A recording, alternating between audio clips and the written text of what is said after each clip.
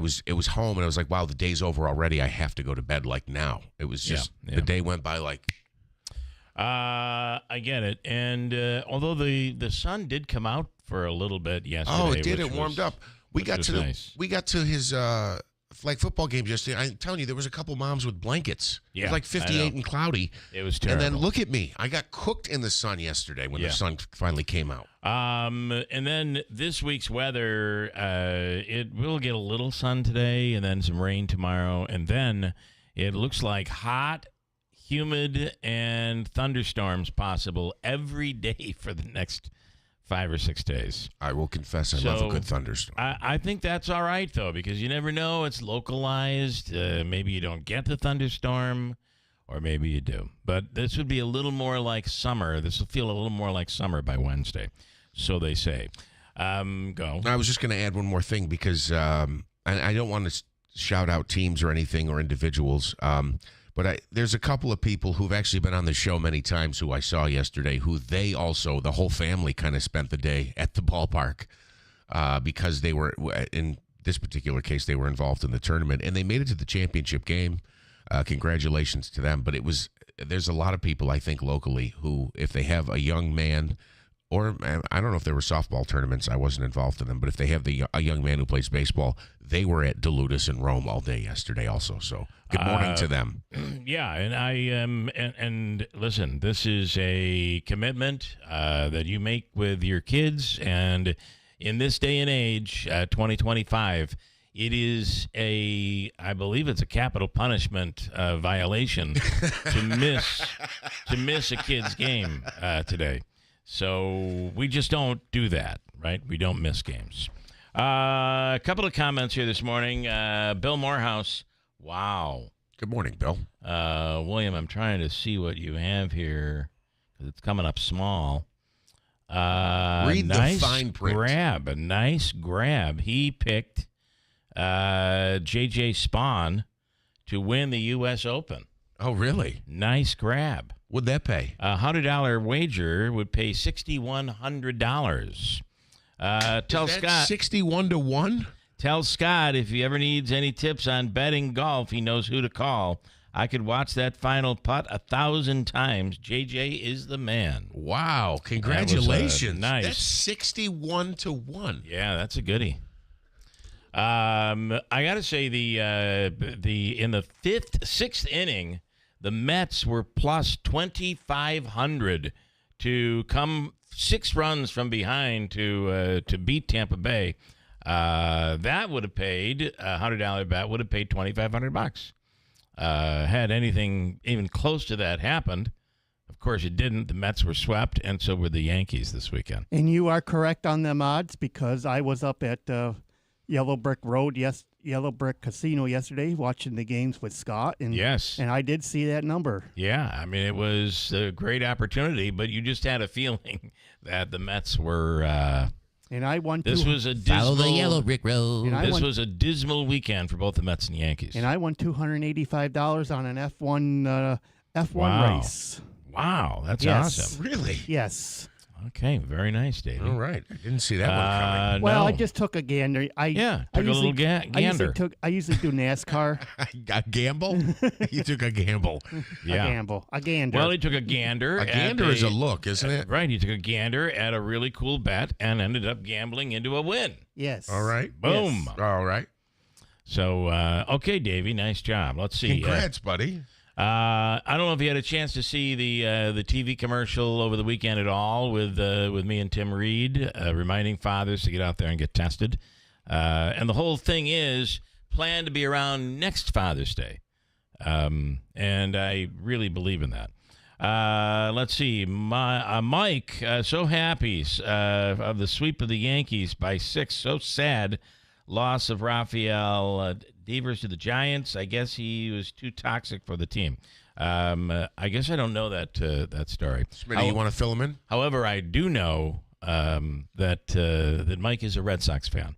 So well, I'm sure he's hurt by that. I mean, Devers is a cornerstone player, and as As I walked in this morning, Smitty informed me there was a blockbuster deal that happened late last night. Well, not late last night, but later in the day. And go ahead. Oh, you were yelling about it this morning. So Rafael Devers was asked during spring training to stay at first base, but he didn't want to stay. He was their third baseman, and they went and got Alex Bregman Right. from the Astros. They asked him to go over and play first wanted him to base. switch corners. So he said, no, I'm a third baseman, and I'm going to stay at third base. So he ended up being their DH.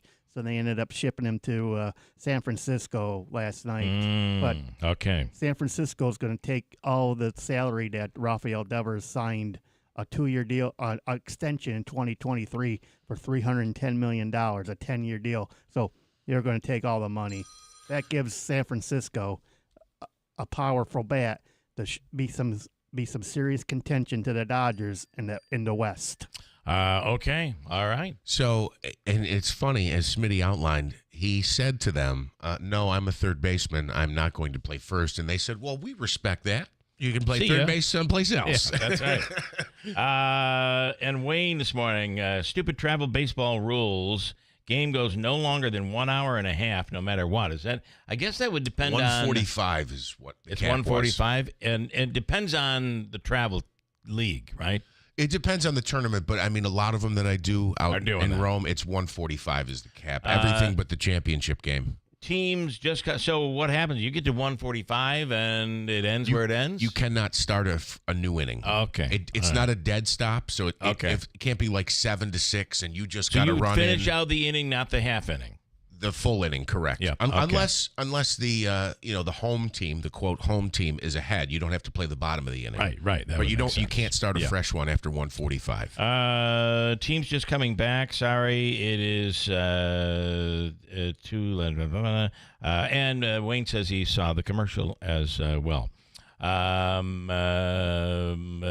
Mike this morning says it is Devers. I think I said Devers. Did I say Devers? Devers, freed fried. Let's take a gander at a male goose. LOL, a gander is a male goose. And that is true. Yeah. Speaking Isn't of that geese, also a saying, though? Like, yes. take a gander over there. Yeah. That is we have so many birds. It is driving, little birds, baby birds, mother birds, Angry birds. So my wife did not want. So we have a little gazebo with a hard top roof. Yeah. And in there is one of those fans you can hang from the roof. You pick them up at Lowe's or wherever or online, and they're nice because it really it blows down on you when you're trying to find weather that's warm enough to turn it on to cool you off, which we really haven't seen. It's going to warm up by May, Bill. Calm down. Last year, Robins built a nest in this thing. I had to tear it all apart, clean it out. This year, I saw they were starting in the spring, and I pulled it down and covered it up with a tarp, so they couldn't build a nest up in there. Right. So then it looked like things were starting to warm up, and we've gone through that first season. Because the robins will build their nest and lay their eggs 2 different times, usually 2, maybe 3, but 2 times mostly in spring and then late spring. So we had that spell of rain, and it was raining and raining. So I put the fan back up. It's all clean. Put the fan back up during the rain, which there was no reason to go outside because it rained and rained and rained every day. Right. I'm like, well, that rain is going to keep those birds away. No. In fact, they loved the fact that it has a little roof on it, a hard roof. And so anyway, the rule was, my wife said, you get up there and get that nest down. But if there are eggs in there, don't take the nest.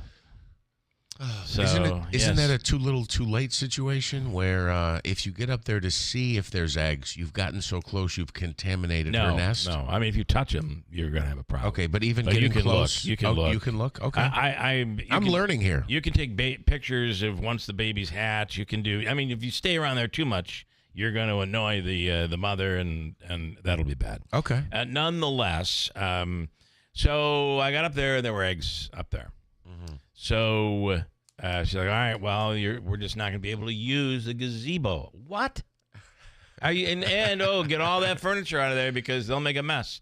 These robins make a terrible mess. So I came up with this really, I think, brilliant idea that I did on Mother's Day week. Now, they're just finishing up. The birds have hatched, so it's probably another week and a half, and they're going to be gone, and I got to clean this thing out again. But I came up with this great idea. You realize this thing is square, and it's, I don't know, it's 12 by 12 by 12 by 12. And so I got a tarp that is like 11 by 11 and bungeed it up there towards the top, leaving enough room for the birds to get under. And it was a little rough in the beginning. The robins didn't know what to do, but eventually they got in there, and it's all is well, and none of the crap is coming down onto the furniture. And it worked. It did work. Good job. Yeah, that's actually a really good idea. It's nice that you'd say good job. And because you know what my wife said, well, you shouldn't have allowed him up there in the first place. That's what I get. It's like, yep. I think he did well with that. So the fallout continuing after Senator Alex Padilla was forcibly removed from a DHS press conference on immigration raids in California. That had fallout. Our own congressman was on the floor with Congressman Lawler, and they exchanged words over all of this. And then you had all the No Kings rallies over the weekend. And to fill us in on all of it. Hold me back. Hold me back. I have questions for Ryan Schmelz. Here's the man, Ryan Schmelz. Hold me back. From Fox News Radio. Ryan, good morning. Hey, good morning. So what do we know? More fallout from this? I know it seems to have given Democrats inspiration to, well, in our case, our congressman walking up and confronting another congressman. I mean, yes. I mean, people are pretty livid about this whole situation. It's gotten Democrats on edge, and Alex Padilla has since went on Face the Nation and talked about the situation. He said that he actually had a 15-minute conversation with Kristi Noem after it happened, but he did not get the answers that he wanted. So the problem, though, is this is all. I don't know that they knew or didn't know who he was, but this is all grandstanding. I mean, he could have had that conversation beforehand, and this never would have occurred, right? His argument is that he has reached out, he's tried to talk to DHS, and he's just not getting answers. Now, how true that is or not, that remains to be seen. Certainly, Kristi Noem's given her side of the story, but yeah, I mean, look, he did interrupt a press conference. He was removed. He is a big guy. He's not the smallest dude in the world. So those are all factors here. But, whether or not it's appropriate for him to be handcuffed, that's kind of up for debate, too. So there's a lot of sides to this story that we're trying to kind of fiddle through here that are being both argued aggressively on each side of the aisle. He can clearly be heard saying he's a U.S. senator, but I guess anybody could say that. I mean, Ryan, if I'm correct, you have a 35 out, so I got to let you go. Is that correct? All right. Yes, sir. Okay. Thank you. We'll talk later in the week. Thank you, Thanks Ryan. so much. We appreciate it. Ryan Schmelz is a busy man this morning. Hold you back. Hold you back. Yeah, I want to talk to him. I have questions. You're not going to be allowed to talk to him. I Nasty. waited till now to ask them. I do feel that we have a lot of there's a lot of grandstanding. There's some stunting going on. Yes, and however, at the same time, now they're saying that Padilla, that was his building, so his office is in that building, so he just came downstairs to where the press conference was. So that may be why he wasn't wearing his. But you're walking in and confronting. You're clearly creating a made-for-TV moment. Mm-hmm. That is what you otherwise barging in on a press conference is not. And I get it. Tensions are high. I understand all of this. But this is certainly a moment being made for television. The only thing missing was Stone Cold Steve Austin's entry song, I think, where the glass breaks and the Now, to be fair, if you're Padilla and you're now thrown to the floor and zip tied, you're like secretly saying, yes, They did exactly what I thought they were going to do. Somebody discarded the scratch off, and I think it's a winner. Yeah. I found this lotto ticket on the floor. So take that for what it is. But a lot of rallies over the weekend. The No Kings, and of course the president had his military parade, birthday / Flag Day celebration in D.C. And Jeez. it's just unbelievable. And then on top of all of this, the Pope had a welcome Chicago celebration in Chicago over the weekend. So there was and meanwhile, the president was like, I think the Pope is trying to steal my thunder because the Pope doesn't necessarily like me or J.D. Vance. So the drama, and then let's make it more exciting because of all of what was going on last week. And now the main news is Iran and Israel are clearly at war, at least short term, one would hope. And the other thing that happened overnight, I don't know if you saw this, but they have the dome. What do they call it? The Golden Dome or whatever. The Gold Dome Bank is here. It's called the Iron Dome. Iron Dome. The Iron Dome. Thank you. Iran has weaponry that has figured out how to trick the Iron Dome. This is brand new overnight. This happened this morning in Israel. And their bombs got through the Iron Dome because what it does is it basically sends messaging to the Iron Dome, which is very much computerized. And the dome, this defense system is attacking itself while the bombs end up getting through. So this is an all-out crisis right now, and we are this close to a wider conflict. So that's very scary. These are all very scary things to think about as we start off Monday. Just one more thing. We talked about baseball this weekend, and we got into politics here a little bit. I was at the New Murnane Field on Saturday for 2 games. Beautiful. Really nice. Beautiful. I'm in love. The only problem is when it gets to be 90 degrees, it's going to be 110 degrees on the field. But there was a protest the whole second game we had. All you heard was horns honking. And one of the teams was from out of town, and they kept going, what is going on over there? What is all the horns? And there was, I think, a protest or signs. People were marching with signs over by the old Panorama in South Utica, and there were horns going all day. So I just wanted to throw that in as we're talking about all the stuff going on politically.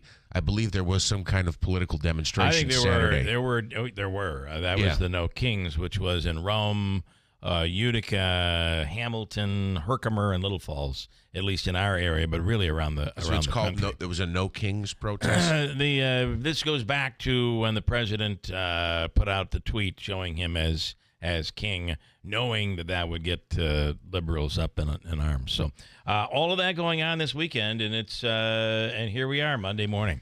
Quick break, and then we'll come back here. And anything on your mind? I got a bunch to get to. Luke Perry is on from Utica University. John Zogby from Zogby Strategies.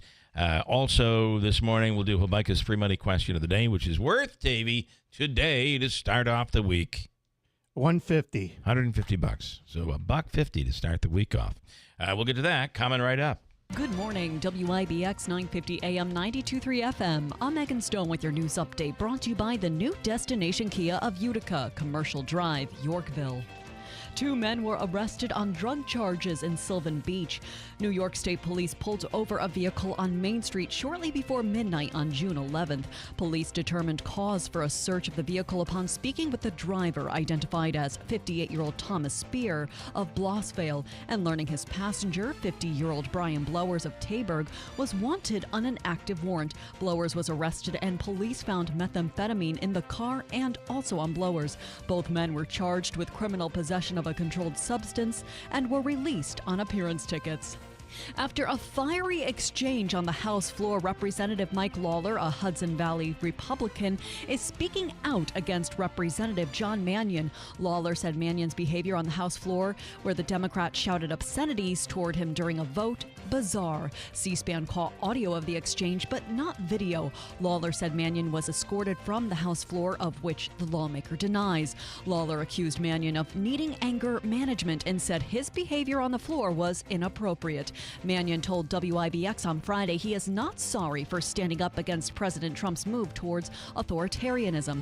You could read the full story on WIBX950.com. The Belmont Stakes will be returning to the Saratoga Race Course in 2026 for its third and final year. Natalie Migliori reports. Governor Kathy Hochul says keeping the race in Saratoga one more year will allow Belmont Park on Long Island to continue uninterrupted construction and finish on schedule. The reimagined Belmont Park is undergoing a $455 million upgrade and is set to reopen to the public in September of 2026. Meantime, Saratoga Racecourse is hosting a special July 4th racing festival this year, which is typically held in Belmont Park, serving as the kickoff to the 40-day Saratoga Summer Meet. I'm Natalie Migliori, NBC News Radio. And those living around Hamilton College should be aware of an upcoming siren test. The college will test its emergency outdoor siren tomorrow around 10 a.m. The test should take about a minute. Hamilton College officials are reminding the public that any siren activation before the planned testing time should be treated as an actual emergency. Anyone who may have questions or concerns about the upcoming test should contact Hamilton College Campus Safety at 315-859-4141. Your Weather Center forecast is next. WIBX 950 AM 92.3 FM. I'm Megan Stone. Clouds locked in, even some patchy fog for the morning hours. We'll get some partial sunshine as we head on through today, but unfortunately, it looks like a mention of showers here, not only today, but every day this week.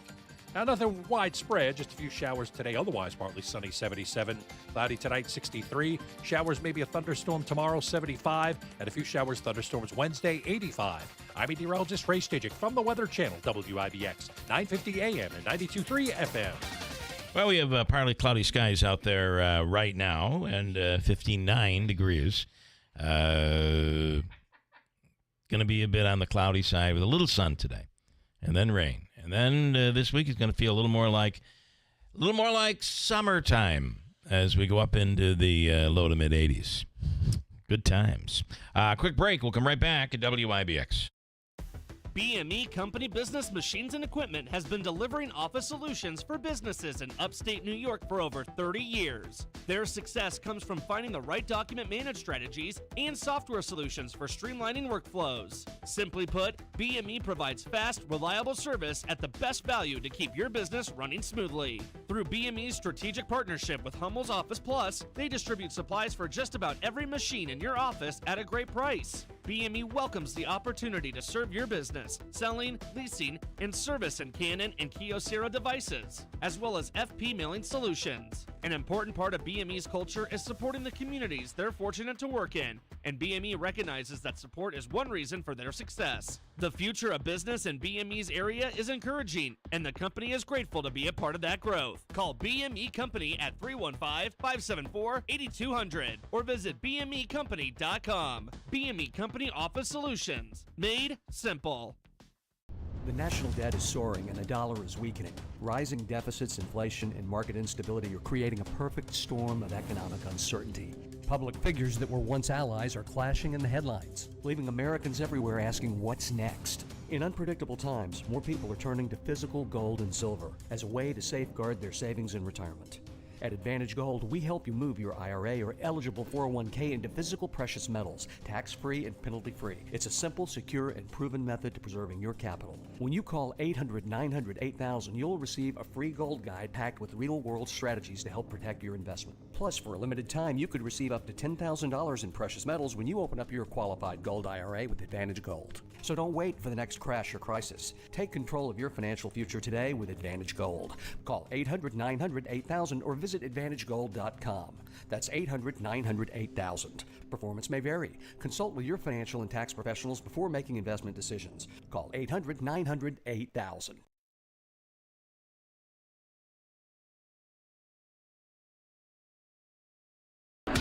WIBX. This is Keeler. WIBX 950 and 92.3 FM. Now back to the Keeler Show.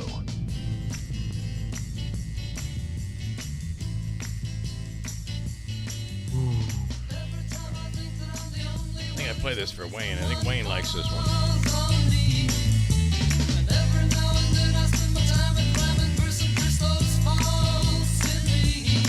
And then along comes Wayne.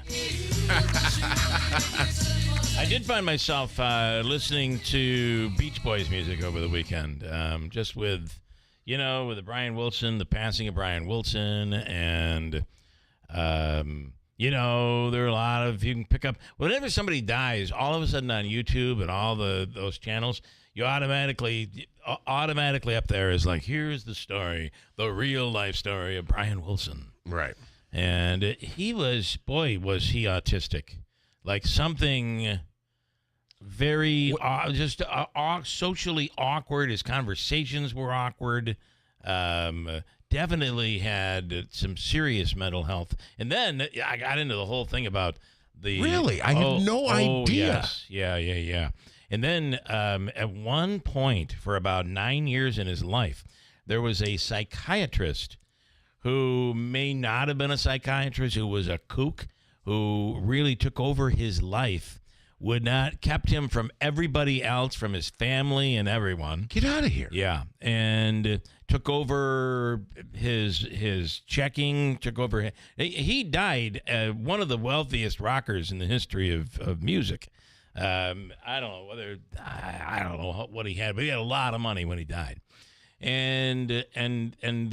the guy would not allow him, this weird psychiatrist would not allow anyone to get near him. There'd be pictures of him like sitting on his lap, and it was what? all therapy. And it was important to keep him away from his former family and friends, and it was really the weirdest thing. And then he met his wife, and at the time was just a girlfriend, and she was told by the psychiatrist, you see him, I need to know. Every time you see him, I need to know. It was weird crap.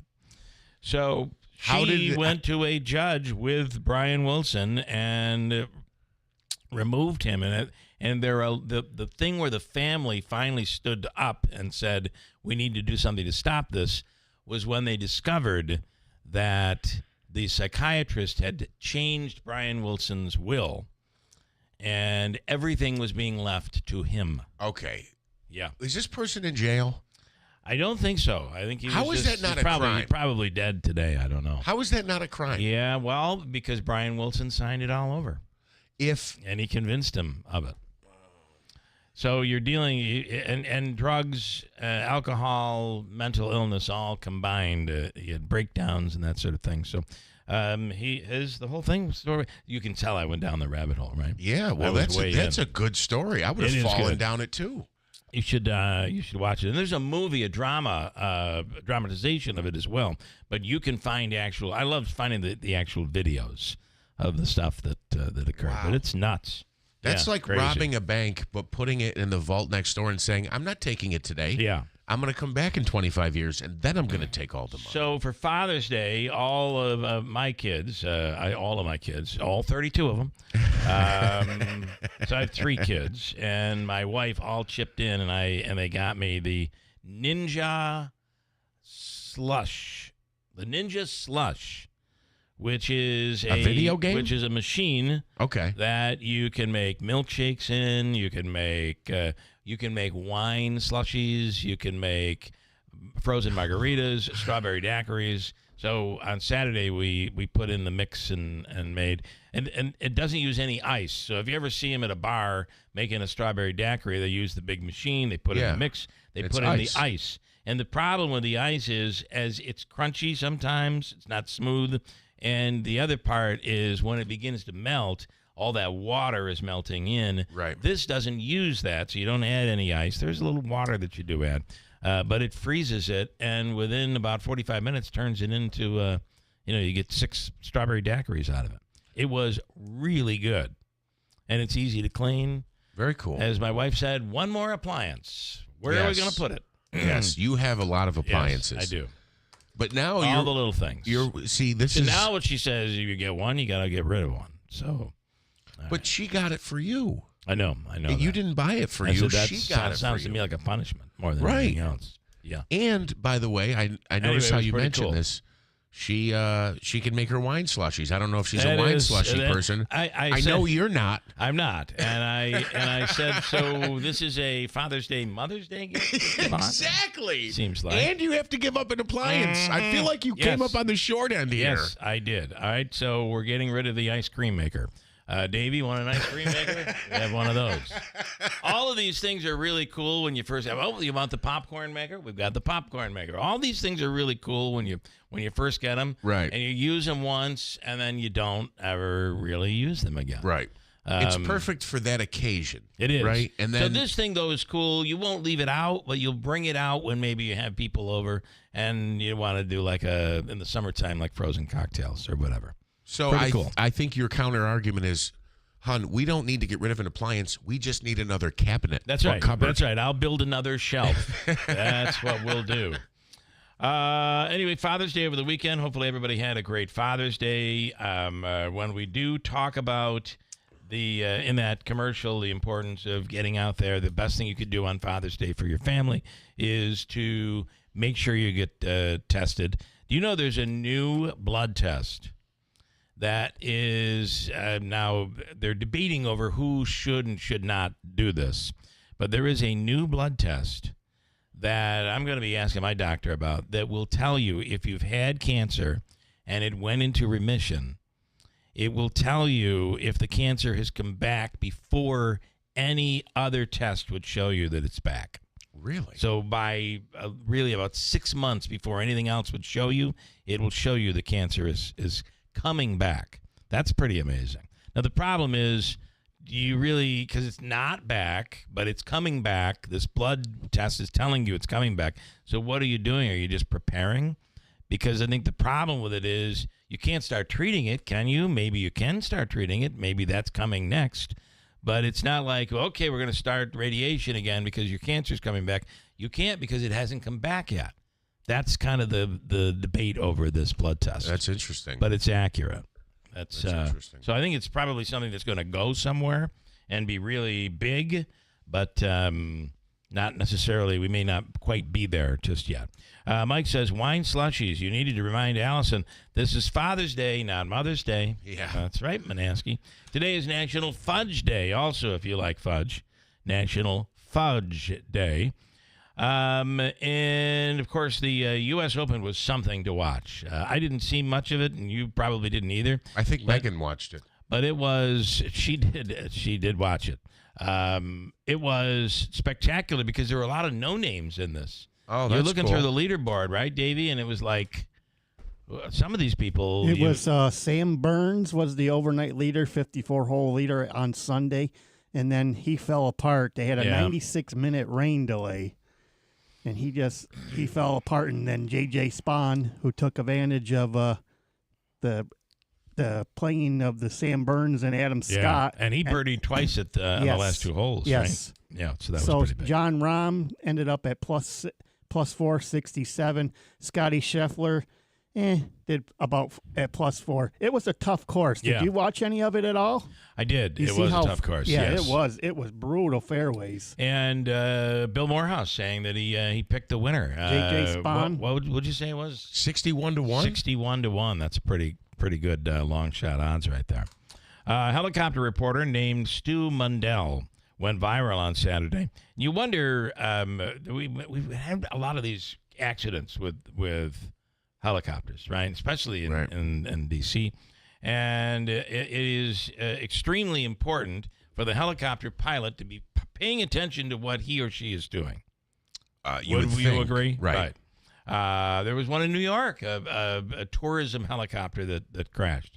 Didn't Corey Lytle died of a plane crash these into a are- New York City building. A helicopter reporter named I mean. Stu Mundell went viral on Saturday after ranting about his failed marriage while covering the No Kings protests in L.A. Little did he know, all this audio was going out and everybody could hear it. Here's some of what he had to say. You know what? I don't care. I am married. I am legally married. That's about the only way you can really say it. But I am not looking at now at all. I just had a bunch of debacles with my personal life, Yes, it's true. I know. It's hard to believe. I got nothing right now. Got nothing, not really looking. Trying to find myself and be happy. I'm being serious about that. I want to be beholden to no one at this moment. You know, do I get lonely? Of course. But I got cats. That is the Donald Trump of helicopter operators right there. Yeah, I mean, I thought that's who it was sound at like first. It just a little bit. He kind of sounded like it just a little anyway. So, I get lonely. I don't have it right now. I'll find it. We'll come back with a Trump impression later. You do well with that. You do very well. Donna says the way to keep the birds away. Her husband Dave checks the hanging flower pots on the porch every morning, every night. We've got one on the front porch again this year. These tiny little birds. I don't even know what they are. If he sees something start, he rips it apart, and that's the only way to really keep the birds away. Otherwise, they do make a terrible mess with crap all over the place. All right, I got a break. Coming up, we'll speak with Luke Perry, and John Zogby is on next hour. And a free money question worth $150. Hi, my name is Pete Donahue. I've been a school bus driver for Whitesboro for 18 years. What I like best about the job is to get the kids to school every day. I see their smiling faces every single morning. I also like the fact that when I get to drive the school bus, I'm kind of like my own boss, and I get to do the safety with the kids on and off the bus. And I like the time off that I get driving the school bus. You get the summers off. And Andy Kirk is like the best boss ever, and he's really good to the employees. The number is 315-768-9740. Don't miss Clinton Tractor Spring Sales Event. We're giving you the best deals of the season on all of our inventory. Thousands of used and new equipment in stock, all in one location. Get 0% financing on new Ferris commercial mowers, Massey Ferguson, and New Holland equipment. And trailers and used equipment as low as 5.49%. Restrictions apply. We're giving you the best deals of the season. It's Clinton Tractor Spring Sales Event. We are the leader in service, Clinton Tractor. ClintonTractor.net. All right, Tim, time for the Father's Day quiz. Are you ready? Yes, Bill Keeler, I'm ready. All right, name 3 things you can do for your family on Father's Day. Ready, go. Wear the ugly tie to dinner. Wrong. Tell them I love the zebra striped boxers. Wrong. Last chance. Here we go. Actually, listen to my doctor and get tested for cancer so that I can be around next year. That's the answer we're looking for. Plan to be here for Father's Day next year. Real men get tested for cancer. Clearing out your home or commercial building, John's Cleanouts and Property Preservation will handle it for you. We handle residential or any size commercial property, before and after estate sale cleanouts or any junk removal service. John's Cleanouts and Property Preservation is a 5-star rated and background checked business, providing service you can count on, and we're fully insured in the industry. Call John's Cleanouts and Property Preservation today and take this from the Stanley Theater Studio. WIBX Utica, Rome. W295EI. WIBX 950 and 92.3 FM. A Town Square media station. It was the biggest manhunt in Minnesota ever. I'm Dave Anthony, Fox News. There's 20 different SWAT teams over an extremely large area hunting this individual down to take him into custody. Brooklyn Park, Minnesota Police Chief Mark Bruley, after they found Van Spelter, the suspected gunman in the murder of state lawmaker Melissa Hortman and her husband Mark. They were both allegedly shot and killed right here, and after the shooting, this is where the manhunt began. The shooter fled on foot from this location. Fox's Matt Finn outside the Hortman's home. He was caught last night crawling in a field near his home in Green Isle, Minnesota, southwest of Minneapolis. Vance Belter charged with murder and attempted murder, also accused of shooting and badly wounding State Senator John Hoffman and his wife Yvette. Governor Tim Walz urging people not to resort to violence in their politics. Now's the time for us to recommit to the core values of this country. And each and every one of us can do it. Iran keeps firing back at Israel, and some missiles are getting through the Iron Dome defense, killing at least 5 Israelis, wounding more, while Israel keeps attacking Iran. Israeli Prime Minister Benjamin Netanyahu says Operation Rising Lion will remove an existential threat to Israel, namely Iran's alleged ambition to develop a nuclear weapon.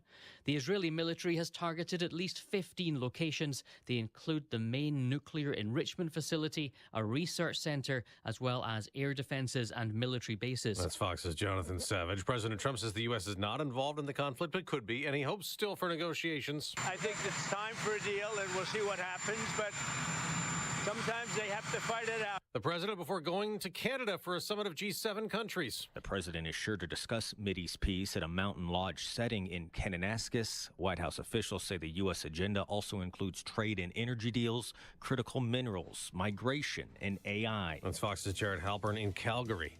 America's listening to Fox News. Summer is all about making memories, right? Backyard barbecues, road trips, maybe finally getting around to that hiking trail you've been eyeballing. But if you're living with pain, those future memories can be stolen from you. So here's a thought. Call 1-800-4RELIEF and try Relief Factor. Relief Factor is a 100% drug-free daily supplement designed to help your body fight pain. It's a doctor-developed formula made from natural ingredients. Best part? Relief Factor doesn't mask pain. It helps reduce or even eliminate it for good.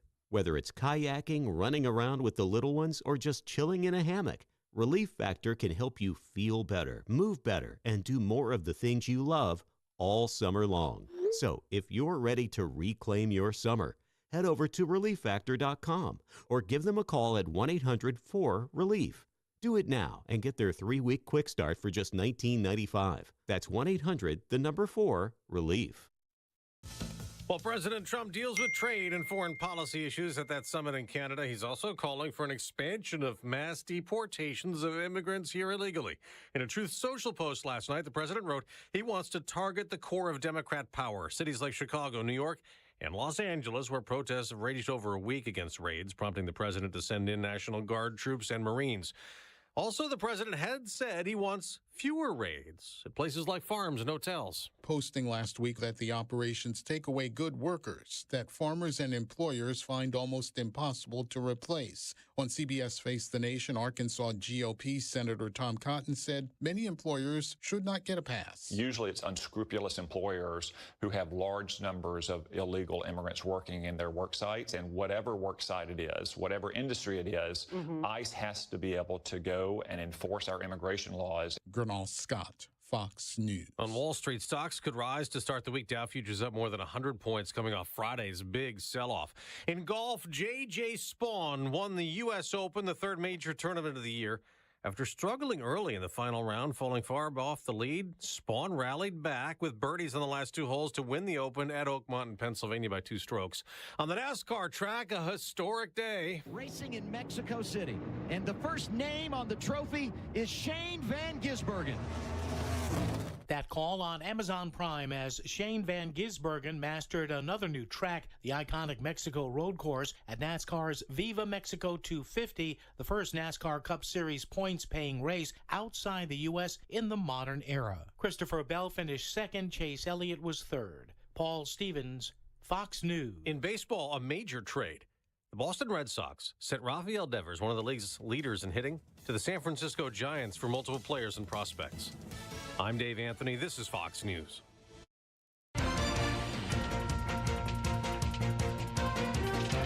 Good morning. WIBX 950 AM 92.3 FM news time is 7:05. I'm Megan Stone with your news update brought to you by the new destination Kia of Utica. Commercial Drive in Yorkville, 60 degrees under mostly cloudy skies. Your full weather forecast is coming up next.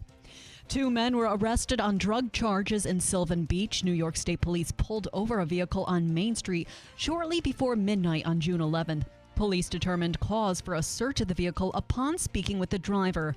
Identified as 58-year-old Thomas Fear of Blossvale and learning his passenger, 50-year-old Brian Blowers of Taberg, was wanted on an active warrant. Blowers was arrested and police found methamphetamine in the car and also on Blowers.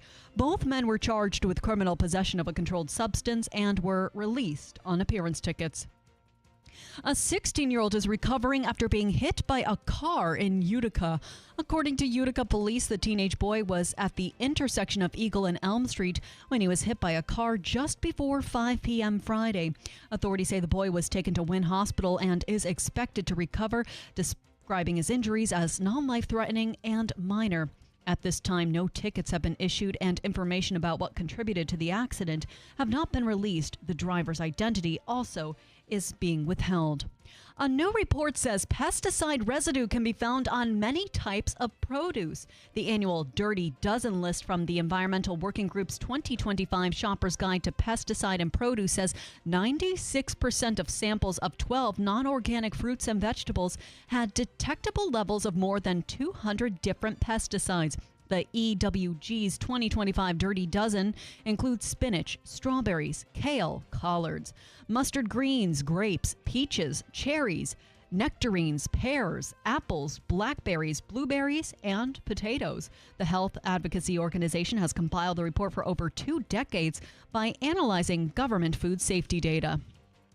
And those living around Hamilton College should be aware of an upcoming siren test. The college will test its emergency outdoor siren tomorrow around 10 a.m. The test should take about a minute. Hamilton College officials are reminding the public that any siren activation before this planned testing time should be treated as an actual emergency. Anyone who may have questions or concerns about the upcoming test should contact Hamilton College Campus Safety at 315-859-4141. Your WIBX news time is 7:07. Here is your Weather Center forecast. Clouds locked in, even some patchy fog for the morning hours. We'll get some partial sunshine as we head on through today, but unfortunately, it looks like a mention of showers here, not only today, but every day this week. Now, nothing widespread, just a few showers today. Otherwise, partly sunny, 77.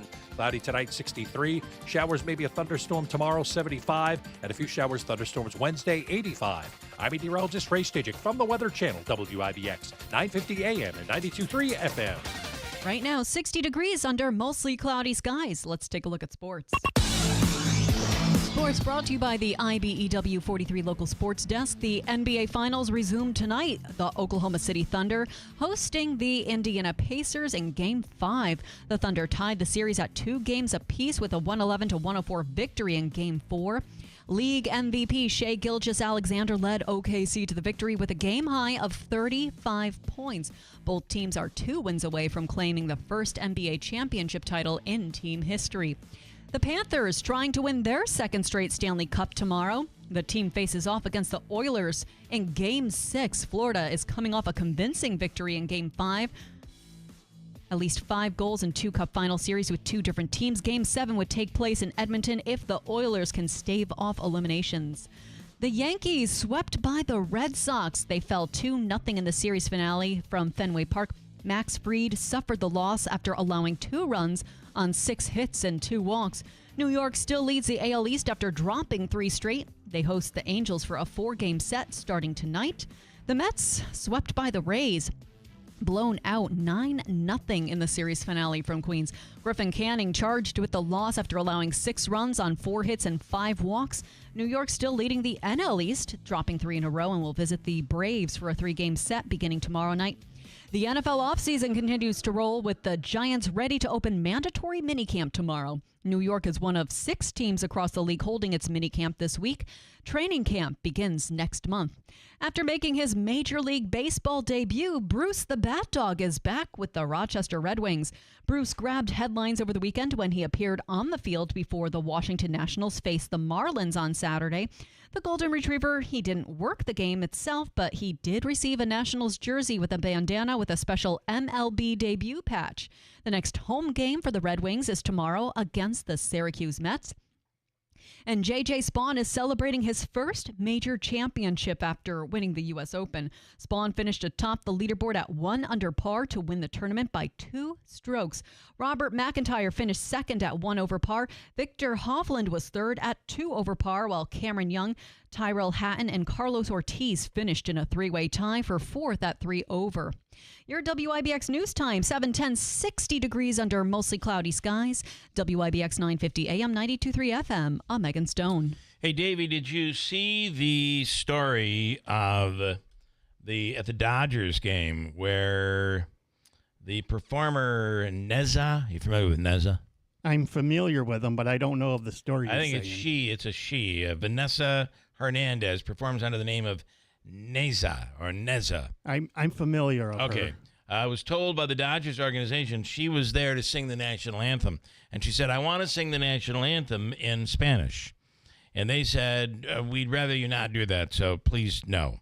Because California is a heavily populated It's LA. very heavy, yes. But with everything going on, the Dodgers want to separate politics from baseball. Yes. So they said, don't do it. So Saturday's game, she did it anyway. And then afterwards, but once she starts, what are you going to do? It's like, okay, cut the mic. Can't do that. Bring in Johnny Rocket. Let him sing. He wanted to sing all these years. Let him sing. Yeah. So they let her go. Her comments saying that the version is American history. The Spanish version is American history and a part of American history. And she said she also did in protest of ICE and everything that's going on in California. Well, But let me play it first, and then you can get your comments in here.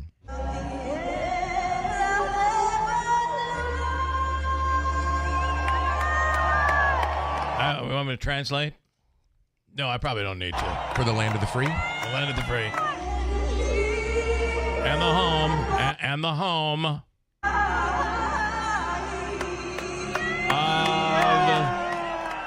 the muchachos. I just got home from singing the national anthem in Spanish at the Dodgers game, and it is the official Star Spangled Banner in Spanish. You can Google it. It was officially commissioned in 1945 by the U.S. State Department as a part of President Franklin Roosevelt's Good Neighbor policy to foster a better relationship with Latin America. Okay, well, I guess I did not know that. So can I look? If some people are upset by this, can I just say one thing? There is obviously a very large Hispanic population. Can I just say one thing? Yeah. But you just do it anyway. So you're going to just do it anyway.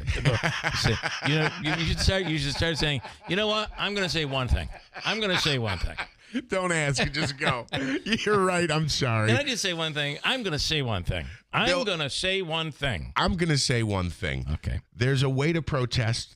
Let's be honest here, that involves, in some cases, and we've seen this, burning the American flag and waving flags from other countries. She sang the national anthem in her own language, or her native language, if you will. I'm not offended by that. There's a spectrum of... I get criticized when I say I support a person's right to, don't get all pissy on me. Don't do it. Don't say, can I just say one thing? But I support a person's right to burn the American flag. No, it's a freedom. It is a freedom. However, it's a freedom of speech thing, yes. I detest it. I hate it. Yes, same here. It will cause a fight. Somebody's going to get punched. Mm-hmm. Or what I would like to do is just put out the fire with an extinguisher, and maybe I get the person who set it on fire with the extinguisher too. Also, sure. Okay? So but that's the decision you make when you decide you're going to use your form of freedom of expression. But I see where you're going here, basically saying, if this is the worst... I mean, to me, it sounded like an extremely respectful... correct. Yeah. So there are many, much more... And I also understand the Dodgers... saying, now, you don't want to be a part of a political protest. If that was the Japanese national anthem, they'd have been okay with it. Trust me, because 3/4 of the people at Dodgers games right now are of Asian descent. So I'm going to tell you, we went to with our friend, the chiropractor. We went to the Mets game, and remember when we went? Yeah. And last year, 2 years ago, I think it was Senga was not Senga, but Otani was pitching, and it was Asian Day. I could not believe the number of Asian Americans or foreign national or people who came from Japan or wherever to watch this pitcher, who was just an amazing phenom. Baseball is so hot in Asian countries. Yeah. Nonetheless, I know what you're saying here, and I think I'm with you. This is some people are going to feel that this is disrespectful, and I say not at all. I agree. All right, I want to take a quick break, and then we have Luke Perry, and one of the things that Congressman Mannion said is that America is falling apart. That we are moving towards authoritarianism, and the president is moving us there. and that it's time for, this is John Mannion saying, it's time for Republicans to stand up and say enough. So I do want, from a political science standpoint, Luke Perry is a great person for this because it's what he studies. So based on history, are we going down this road? Are we going back to a time when things used to be a certain way? I mean, technically, where are we going? Is Mannion correct when he makes that statement? And we'll get the opinion of Professor Luke Perry coming right up. Stand by. It is 7:16 at WIBX. Beautiful woodwork adds warmth and charm to any kitchen. But years of use can leave your cabinets worn and faded. When you call Enhance, we'll make your cabinets as good as new again in as little as 1 day for a lot less than you'd pay for traditional refinishing or replacements. Whether you want to renew your cabinet's original finish or completely change their color, just tell us the look you want and we'll help you get it. Or bring your hardwood floors back to life. With most Enhance renewals, you can use your floors again the same day. Plus, there's no mess, no dust, and no odors. Call Enhance today for a free in-home consultation. We'll explain the process, we'll show you how your cabinets or floors will look when we're done, and we promise you'll be really pleased with the price. And when you trust Enhance, you'll get the skilled workmanship and attention to detail we bring to every job. There's no obligation. Call us now at 738-1113. 738-1113. Now through June 30th, get up to $120 off 4 new Bridgestone or Firestone tires instantly at Tallman's Tire and Auto Repair Centers. Whether you're in Utica, Yorkville, Rome, or Herkimer, their team of professionals are ready to serve you. Schedule your appointment today online at tallmanstire.com. Tallman's Tire and Auto Repair. Get the best tires for your vehicle at unbeatable prices guaranteed. Subject to credit approval, restrictions apply. See store for details. I got $13,000 in home upgrades, and I didn't owe a dollar. It was life-changing for my family. I'm Jen Kita, CEO of Standard Heating, Cooling, and Insulating. That's a reaction from one of our recent customers who took advantage of New York State's Empower program. He received $13,300 worth of insulation upgrades and a new boiler system and paid $0. At Standard, we'll handle everything: rebates, scheduling, and keeping you comfortable year-round. Start with your free home assessment at standardco.com. Since cannabis is legal in our state, I've been wanting to visit a local shop, but I have to admit it's a little intimidating walking through that door the first time. Would they be friendly because I'm inexperienced? What would the employees be like? I have so many questions. The Village Green Dispensary in New Hartford has all sorts of customers. Experienced, inexperienced, white-collar, blue-collar, moms, dads, and even grandparents. They'll answer all your questions in a comfortable setting. The Village Green Dispensary is located in the New Hartford Shopping Center, or check out their selection at villagegreendispensory.com. Cannabis is not recommended for use by persons who are pregnant or nursing, for use only by adults 21 or older. Keep out of reach of children and pets. In case of accidental ingestion or overconsumption, contact the Poison Control Center. Consume responsibly. License number OCM RETL 2400090. The 2025 Boilermaker is sold out, but WIBX with Fit Body Bootcamp of Clinton and Whitesboro has your last chance to get in. Score an official running bib on us to the 2025 Boilermaker Road Race. Enter on the WIBX mobile app by June 22nd, and you could be running in one of America's most famous races on July 13th. So run, don't walk. To register now to win one of the exclusive Boilermaker running bibs on the WIBX app. Thanks to Fit Body Bootcamp of Clinton and Whitesboro and WIBX 950 AM and 92.3 FM. Celebrating 100 years. This is Keeler. WIBX 950 and 92.3 FM. Now back to the Keeler Show. Okay. Listen, we're going to be getting some summer-like weather coming up this week. Hazy, hot, humid with thunderstorms. So it'll make you feel like at least that we're getting at least, like it was cold over the weekend. In the mornings, yeah, it was freezing. Yeah. Like 55 degrees, you go outside. It's like, what is going on here? Yeah, there were mothers showing up to Carter's flag football game yesterday with blankets. Not to sit on, to warm their legs. Yeah, I get it. It was it was cold, and then the sun came out and warmed up by 10 degrees. So. Yeah, All right. at least. Luke Perry is a professor political science with Utica University, and he is on the line right now. Luke, good morning. Good morning. I don't know that you're a father, but if you are, I'll say Happy Father's Day. You are a father. Yes, and a Little League coach for at least for a while he was. Oh, I did not know any of this. Yes. Yep, still am. Jeff was a great umpire. He's umped some of our games over the last several years. Much appreciated. You ever kick dirt on his shoes? No. He's way too good and way too professional and nice to do that. All right. It's not my style anyway. Sometimes he'll be on the parking lot smoking. I just walk up and kick some dirt on his shoes. Yeah.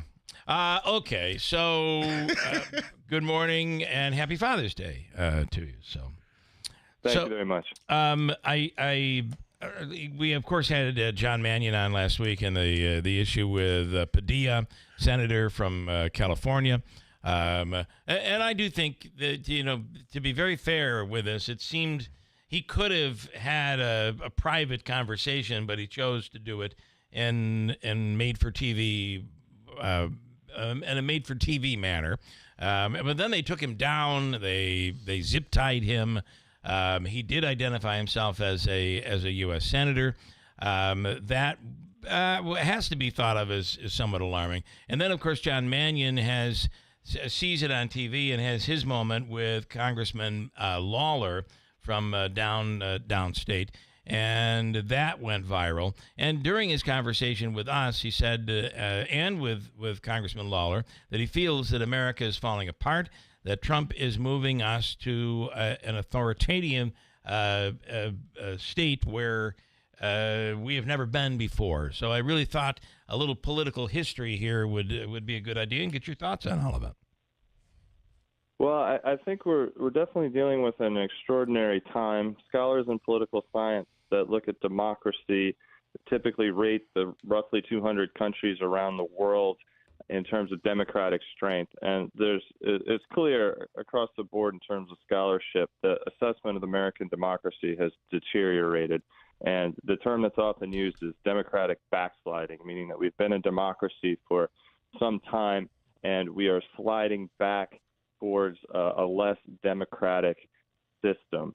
And the thing I'd like to emphasize is that doesn't necessarily mean that's a single track straight to authoritarianism. I look at it like we are in sort of a muddled situation here. Another term that's often used by related scholars is regime change, right? We are still a democracy, but we're a democracy under tension, and things are changing in terms of the way our governing regime works, and what exactly that is and what it will turn into remains to be seen. I don't have clear answers on that at this point. And the larger question, are these changes short-term, or will they be long-term, or will they be a mix of the two? So that's conceptually kind of how I think about it, and most scholars in political science do. I also, when I think about this, I wonder if it is a flaw in our form of government.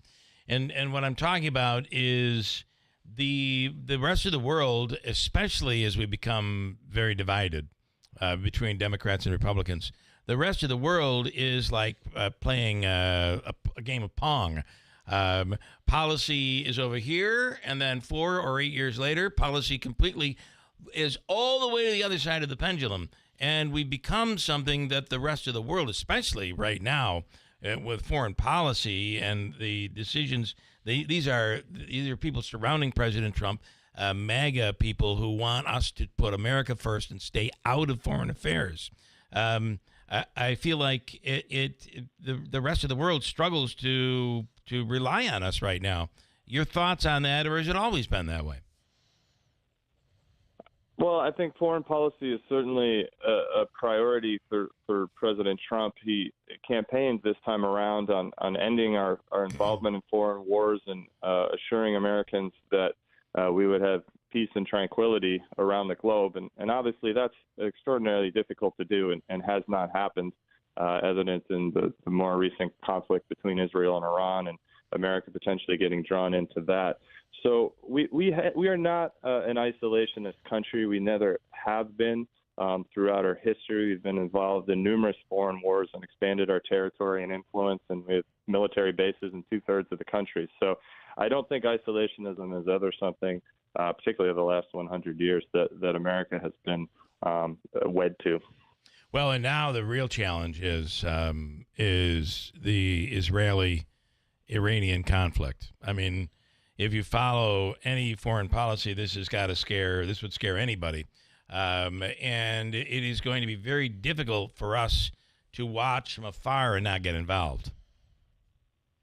I mean, we are involved. So what comes to mind to me is sort of our involvement formally in terms of declaration of war, sort of overt sending troops, right, that sort of stuff. And that's probably going to be relatively minimal, at least to start here. And then it's sort of informally. I mean, we are the biggest supporter of Israel in terms of money, in terms of military aid, in terms of military technology and information. So the rest of the world, and particularly that region, particularly Iranians, know that. So even if we're not sort of on the front lines, so to speak, we're spending hundreds of millions of dollars and sharing weapons capabilities and intelligence with Israel all the time.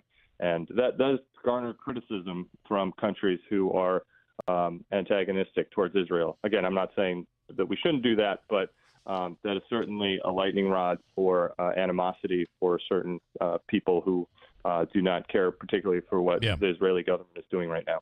Luke, when we started, you referenced essentially this democratic scale, and you said, maybe analysts think at certain times we backslide on this scale. Can you give me an example of something that would lead us to be backsliding on the scale of democracy? You talked about the rankings earlier in the conversation. For sure. And interestingly, America has sort of been a slow and steady progression in a more democratic direction, right? The people who created American government did not want democracy. They did not create democracy. And pretty much starting with the next generation, what we call the Jacksonian era, we slowly began to become more and more democratic. That solidified throughout the 20th century. And here we are now in this century, and we have this backsliding. So what am I talking about? Well, I think there's a number of factors. One is you look at presidential power, right? One of the anomalies with the American government is that the president is the most powerful person in our system. That's natural to us. The vast majority of the democracies around the world, that's not the way it works. They don't want to consolidate power in one person. The institution that has the most power is the legislature, and they're called parliamentary democracies. So just to begin, we have this sort of odd system where the president has a lot of power, and the president typically tries to expand power to get things done. But we've seen in recent times that done in extraordinary fashion. The use of executive orders, for instance, has risen exponentially.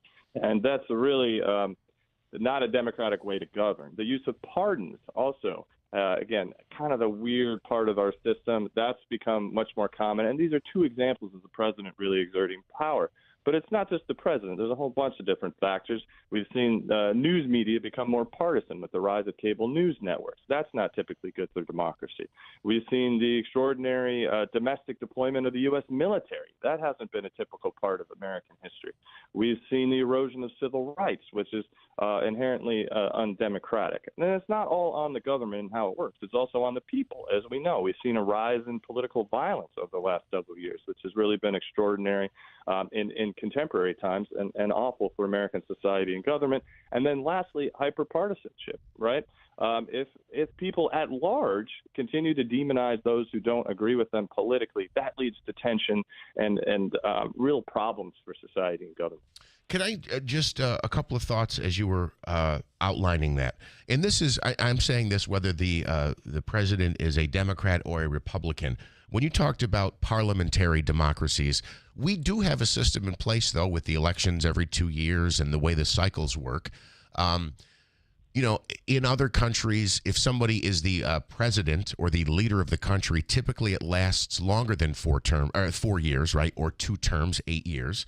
Also, our checks and balances, am I wrong to assume that we have a checks and balances system that is at least equal to or better than other? It's being challenged right now. I mean, just the criticism of and the question of the legitimacy of the courts, right? But you're talking about more than just right now in this president. You're talking about over time we're backsliding, not necessarily over the past. Over the last decade. That's when scholars really identify it. These are good questions, Jeff. Our electoral system is one of the strengths of our democracy. We had elections even during the Civil War. The more recent delegitimization of electoral outcomes, like the denial of who won the 2020 election, that's problematic. We see that in regimes that are shifting away from democracy as people don't want to accept the results. So that's a problem. Structurally, even beyond that, you reference parliamentary democracies. Usually they have a mechanism in place where elections can be called at just about any time. Yeah, we've seen that recently. We've seen that recently. Yeah, and that's a referendum. So if a society is dealing with tension and one party says, hey, people support us, and other parties say, no, they don't. They say, okay, well, let's have an election in 3 months and see what the voters say. Yeah. But that sounds. We have what are called fixed elections, so we're locked in, and everything just seems to simmer and bubble. Sorry, Bill, did you want to say something? No. It's not every decade, though. It's every 2 years, and it seems to me that if we were to do that could be at any time. But isn't that tremendously expensive? Right? If you look at the way we're split right now, I mean, it seems like there are so many different issues. We go from a controversial issue to polarized issue. I feel like if the legislature had the ability, they would call for an election, a referendum on issues every 2 months, and it would be tremendously expensive. Theoretically, that's possible. That's not what we normally see in democracies, right? Because there's risk and reward involved in that, right? So people in power are going to calculate, and they're only going to play that card when they think they're going to win, and there'll be enough agreement to do it when both sides think they're going to win, and then obviously both sides can't, and then you get some clarity and you move forward. So cost usually doesn't come up in that scenario, but I understand your point. You also mentioned checks and balances. I'd just like to add, our system of checks and balances was created before there were political parties. The people who created our government didn't want political parties. They thought partisanship was horrible. The way that people voted at that time, the top benchmark for being a credible candidate was your character, right? So this whole system, electoral system and checks and balances, was based on a whole different conception of who was fit to run. It was people of strong character and their political views were second. And now we totally flipped that, where it's all about your partisan views and character is secondary, and that's a real problem. I wanted to just open we're speaking with Professor Luke Perry. We're taking his course without paying. So I hope I'm not talking too much. No. Listen, I appreciate it, and it is fascinating because you're speaking. Just the Electoral College alone. It was our forefathers saying we don't completely trust the public, right? This is not an actual democracy. If the public gets it wrong, we can correct that. But I wanted to ask you, I was listening to someone who basically was saying that this everything that seems to be going on right now is because there are people in the country who believe America will no longer be the America that it was if we continue down this democratic road. So without giving more presidential powers to the top to prevent these things from happening, you will not recognize America. In fact, some would say under Biden and maybe under Obama that they did not recognize America. So that this move to give the president more power is to prevent us from becoming what really our forefathers maybe had designed, that we become what our majority is. And can you touch on that just a little bit and give me your thoughts? Sure. I have two thoughts in particular. One, I've spent time in countries that aren't democratic, from Guatemala to Russia. These are not places that we want to live. At any time, anyone in government can shake you down for money, put you in prison, or worse, right? So It is. I think most Americans don't realize, understandably, who wants to travel to non-democratic countries, what it's like living in a non-democratic system. It is not safe. You can't live your best life. There's little to no security, and it's very different than what we have traditionally experienced. So that's my first point. I think the more mindful we can be about the benefits of democracy, as messy and painful as that system of government can be, and it's certainly not possible. I think that's important, and that's something that can unify everybody. Even if we disagree on policy, hopefully we can agree that, hey, it's better to have a democracy than any other system. Then the alternative, yeah. Yeah, and then the other point I'll make is this idea of having to put power in the hands of one person to preserve democracy. I mean, that's a tenet of fascism, right? Fascism deals with the consolidation of power in one strong nationalist leader that's going to preserve and promote national greatness, American greatness in this case. And we've seen historically that doesn't work. If you put too much power in the hands of one person, that tends to lead to a system where that the resources in society get taken and given and controlled by a select few, and the rest really suffers. So whether it's consolidation of power from the left or the right into one person, I think that's a bad idea, and history has proven that, particularly throughout the 20th century. And you do know where this podcaster was going, obviously white Christian, that at some point white Americans will become the minority in America. And in order to prevent that has to be prevented. Otherwise, we will no longer be America. That was what the podcaster was saying, that he felt much of this was about.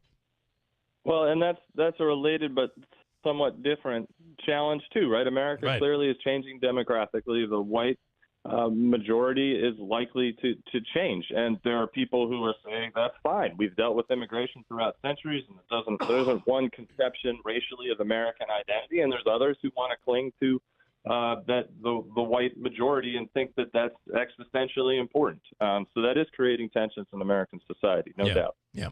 I just wanted to say, to follow up on the point there, and I think the professor would agree. When you talk about the consolidation of power under one person, I think, and we see this, Bill, you referenced this earlier, the swing with the executive orders. One president comes in, and on day one, he starts undoing single-handedly what the predecessor did, right? And then also you mentioned political pardons earlier, Professor Perry. And again, I'm not pointing finger at one side or the other, but the first thing that came to mind was the, allegedly the use of the auto pen to forgive past sins of people who were, close to President Biden. And I did obviously point to one side as opposed to the other, but I think that falls under the category of what you're referencing.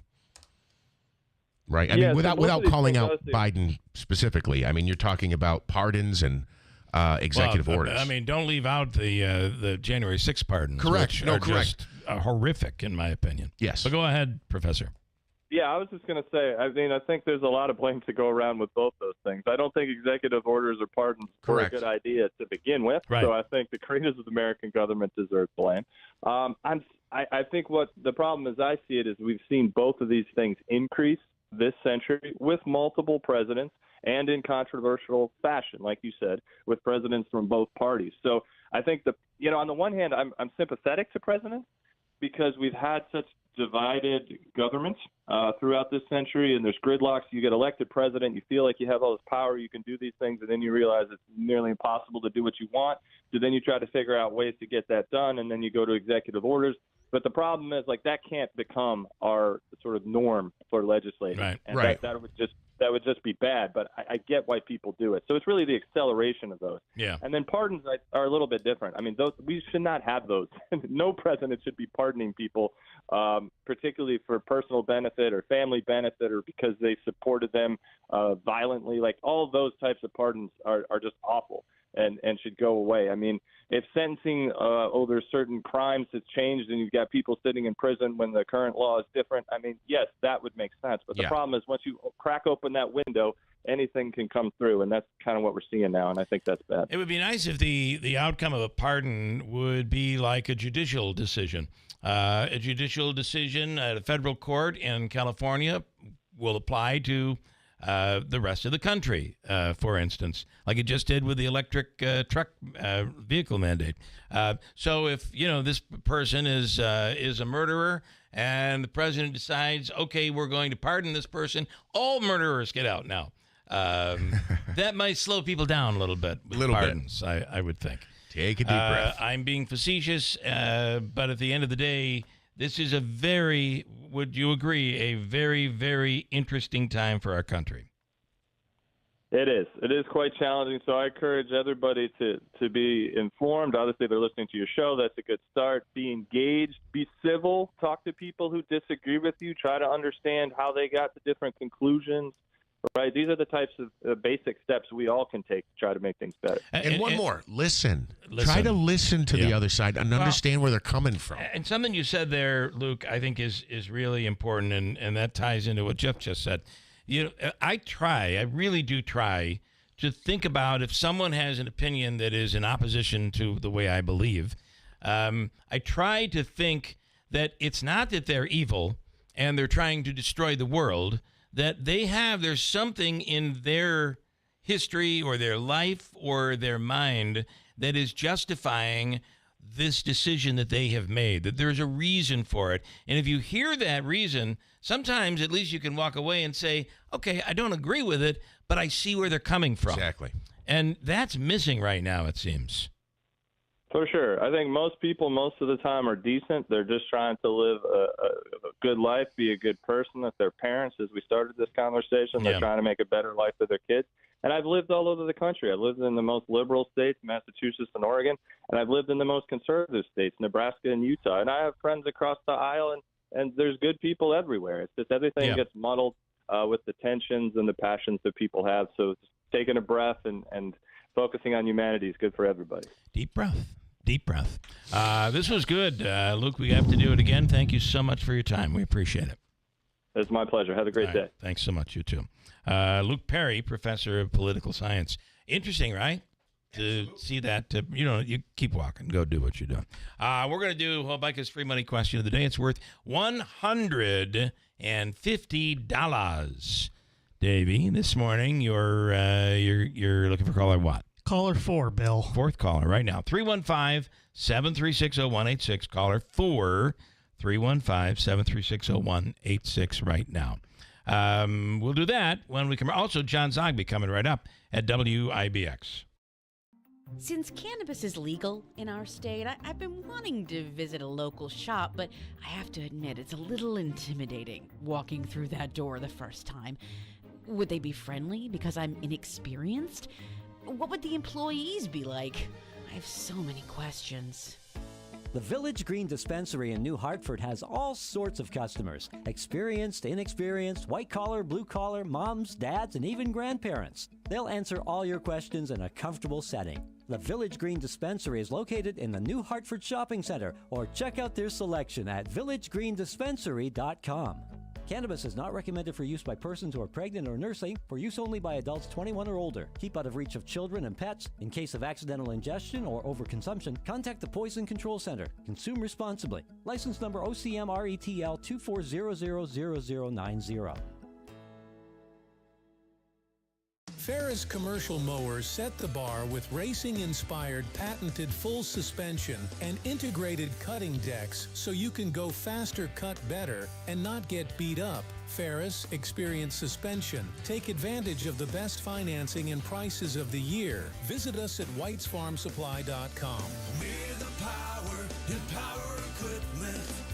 White's Farm Supply.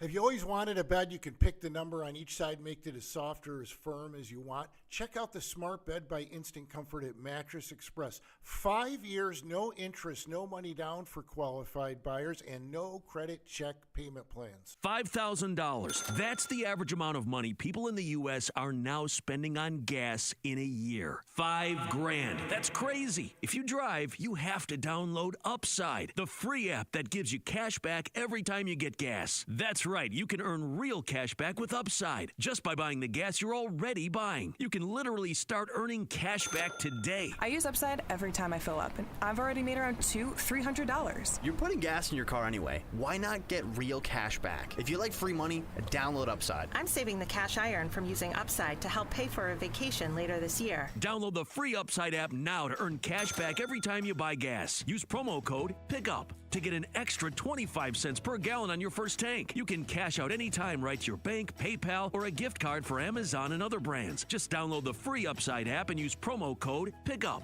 for a 25 cents per gallon bonus on your first tank. That's code PICKUP for a 25 cents per gallon bonus. If you need to hire, you know it takes time. Well, what if you could meet with qualified candidates the very next day? Now you can with Zip Intro from ZipRecruiter. You simply pick a time and it does all the work of finding and scheduling qualified candidates for you. Then you choose who you want to talk to and meet with great people on back-to-back video calls as soon as the next day. Try Zip Intro for free at ZipRecruiter.com/free. Zip Intro. Post jobs today. Talk to qualified candidates tomorrow. Discover timeless and modern beauty at Steve Lennon and Company Jewelers. From stunning diamond to custom design, trust us to make your vision a reality. You'll find something special for every occasion. Visit us today in the village of New Hartford. Old school service, new school style.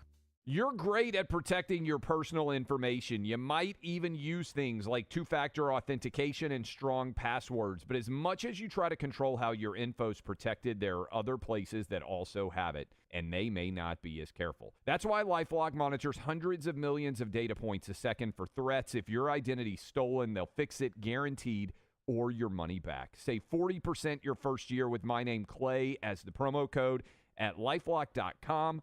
Terms apply. This is Keeler in the morning. WIBX 950 and 92.3 FM.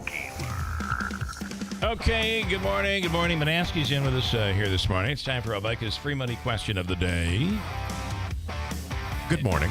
And let's go to Eric in Deerfield. Good morning, Eric. Good morning. How you doing? Good morning, Bill. I'm fine. How are you? Good. Eric is playing for $150 here this morning. And the question comes from the Hobika Law Firm, Joseph and Andrew Hobika. I got to figure out which one is still playing. Looks like none of them. I think I'm okay. I am okay. I didn't put it on. You're good. Oh, it's good. I can do it. Okay, good. I see. It's in the break. Okay, Davey. I'm sorry, Eric. We're just still learning this equipment. I am anyway. Okay. It's from the Hobika Law Firm, Joseph and Andrew Hobika.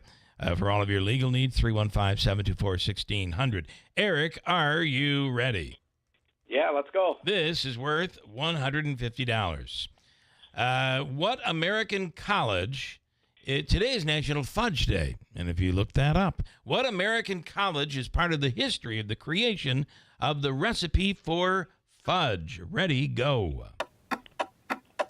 I'll say Hamilton College. Is it Hamilton College? It's not. No. Is it Colgate? Is it Cold? No. You got to brush your teeth after you eat the fudge? That's a good one. That's a good one. Vassar College is... there was a student at Vassar who found a recipe, and that was in 1886. And that's when fudge actually was invented in the United States. But if they found a recipe, doesn't that mean it was created before that? You may be right. I don't know.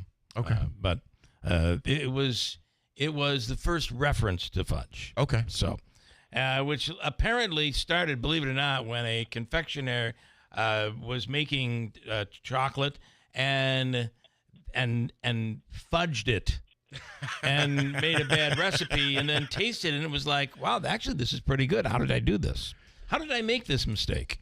All right, Eric, we're going to give you the all-in-one food and fun card from the Comets, Nexus, the Adirondack Bank Center, Taylor and the Cook, Aquavino, Babes, and the list goes on. Stand by. Davey's going to hook you up. Okay, thank you, Bill. All right, thank you, man. Let me go to John Zogby for what you want to add. I didn't know, John. I'm sorry. I'm going to say two things. I'm not going to ask. Okay. I'm going to say two things, and I'll make it quick. Okay. A sad one and a very happy one.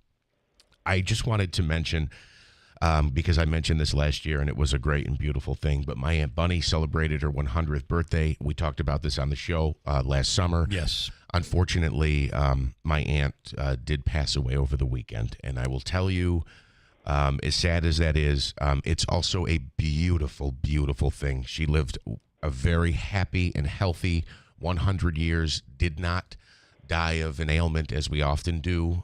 She had a good quality of life. An excellent quality of life. And in fact, until last summer, or the end of last summer, she lived alone at 100 years old. Wow. And my mother would stop by daily to make sure that she had food or to bring her food. So I just wanted to say the family is grieving a little bit, but I wanted, because we had talked about how healthy and how her longevity, I just wanted to mention that sadly she did pass over the weekend, but a beautiful thing. And did she have like a glass of vodka every day to keep? No. Was there anything? Oh, no I don't alcohol. think she ever. No. I don't want to say ever drank, but it wasn't like we would bring her a glass of wine or liquor or something. She didn't. She was very healthy.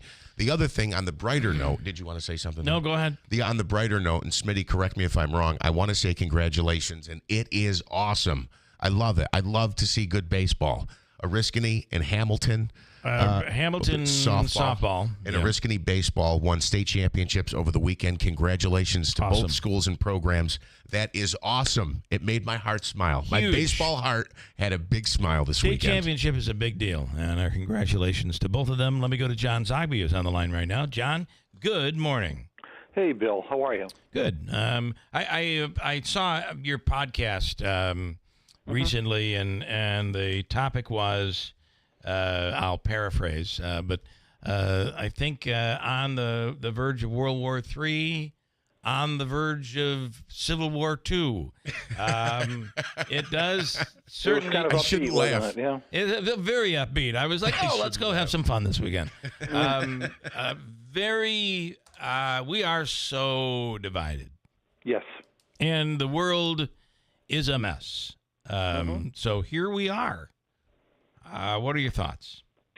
Well, I tried to answer those questions. On World War III, it's very tense and obviously very intense on two fronts, both Russia, Ukraine, and the remaking of the Middle East. I do not think we're on the verge of World War III.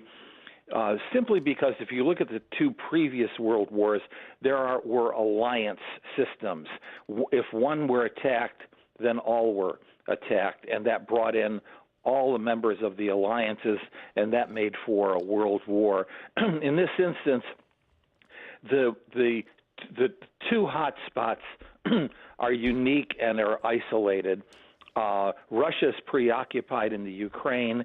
China and the United States are not likely to get involved. In the Middle East, it's Israel and the United States versus Iran and its surrogates.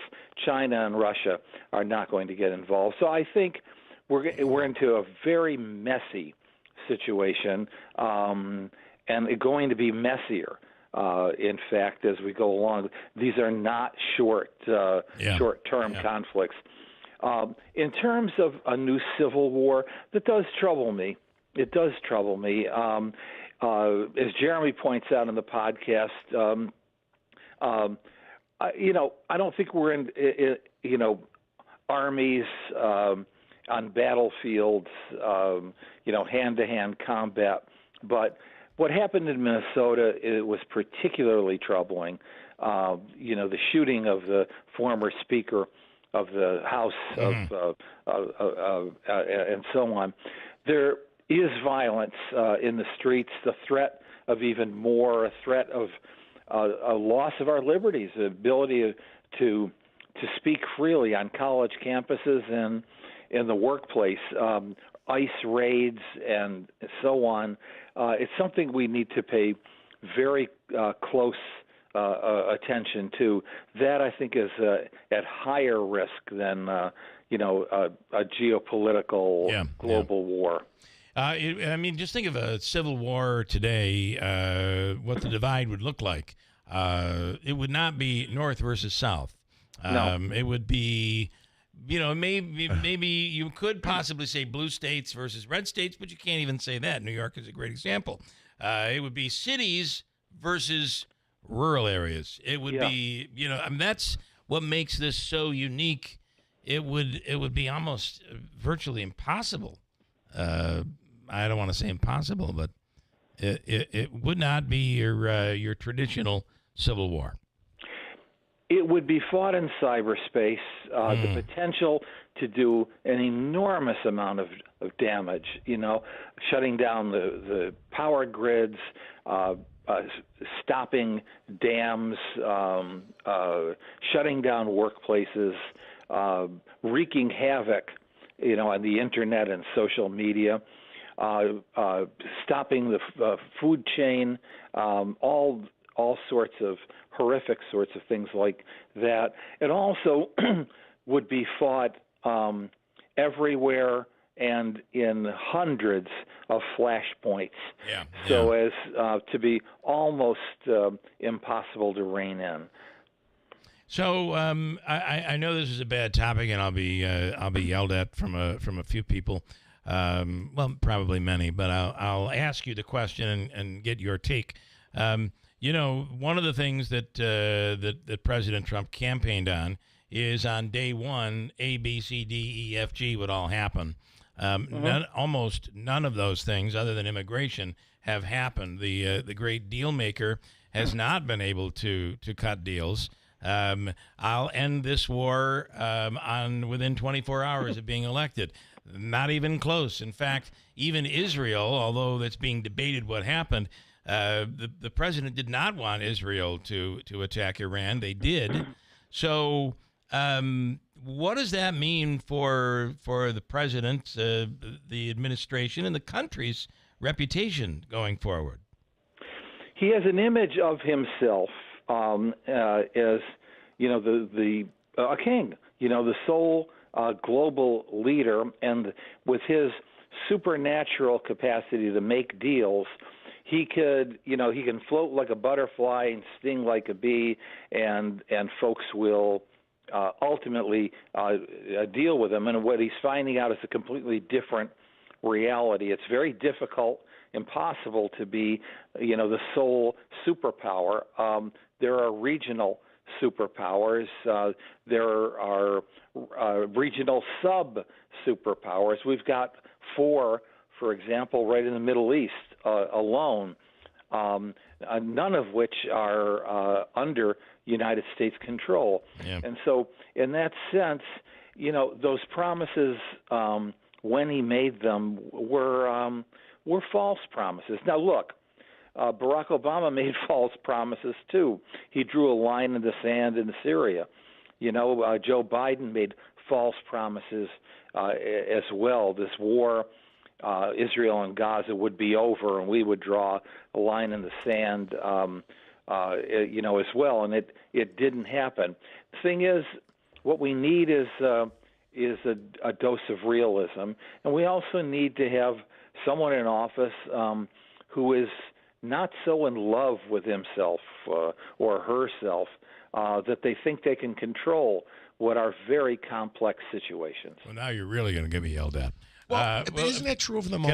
Go ahead, sorry. Probably, go ahead. But I just want to throw in one more, and I have about 40 seconds to do it. Mike says attacking Iran because you want to take out their nuclear capabilities is one thing. Pushing for regime change by Netanyahu is another. Your thoughts on that? Netanyahu is pushing Israel towards its own Vietnam. I mean, just look at the last 50, 60 years. Yeah. When has regime change worked? Yeah, Vietnam, right. Iraq, Afghanistan, Somalia. It doesn't work. And now, Netanyahu is correct when he says that many in Iran are not enamored with the Ayatollah. I have 10 seconds. I'm sorry, John. 10 seconds. No, real quick. But the fact of the matter is an Israeli-imposed change of leadership is not going to fly in Iran. John, as always, we appreciate it. We'll do it again soon. Thank you. Thank you so much. Have a good day, sir. You too. Thanks. Bye. News is coming up next. From the Stanley Theater Studio, WIBX Utica, Rome.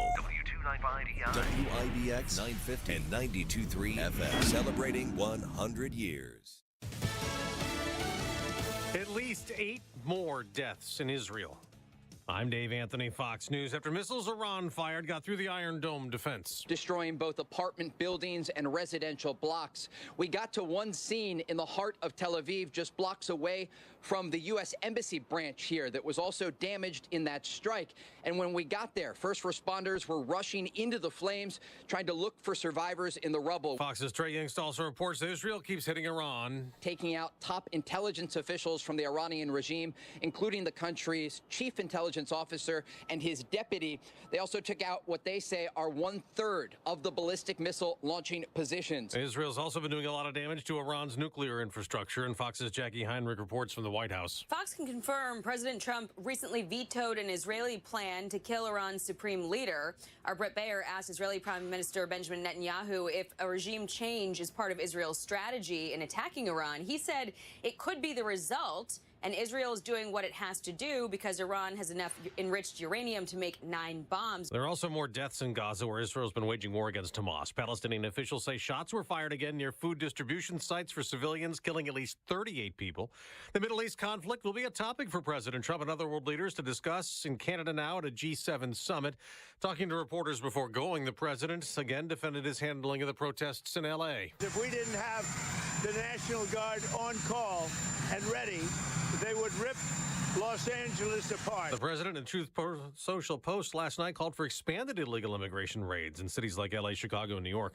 A manhunt ended in Minnesota last night for the man accused of murdering a state lawmaker and her husband and wounding a state senator and his wife. Vance Belter found hiding in a field. Governor Tim Walz says violence has no place in politics. Talk to a neighbor rather than arguing. Debate an issue. Shake hands. Find common ground. America's listening to Fox News. Summer is all about making memories, right? Backyard barbecues, road trips, maybe finally getting around to that hiking trail you've been eyeballing. But if you're living with pain, those future memories can be stolen from you. So here's a thought. Call 1-800-4-RELIEF and try Relief Factor.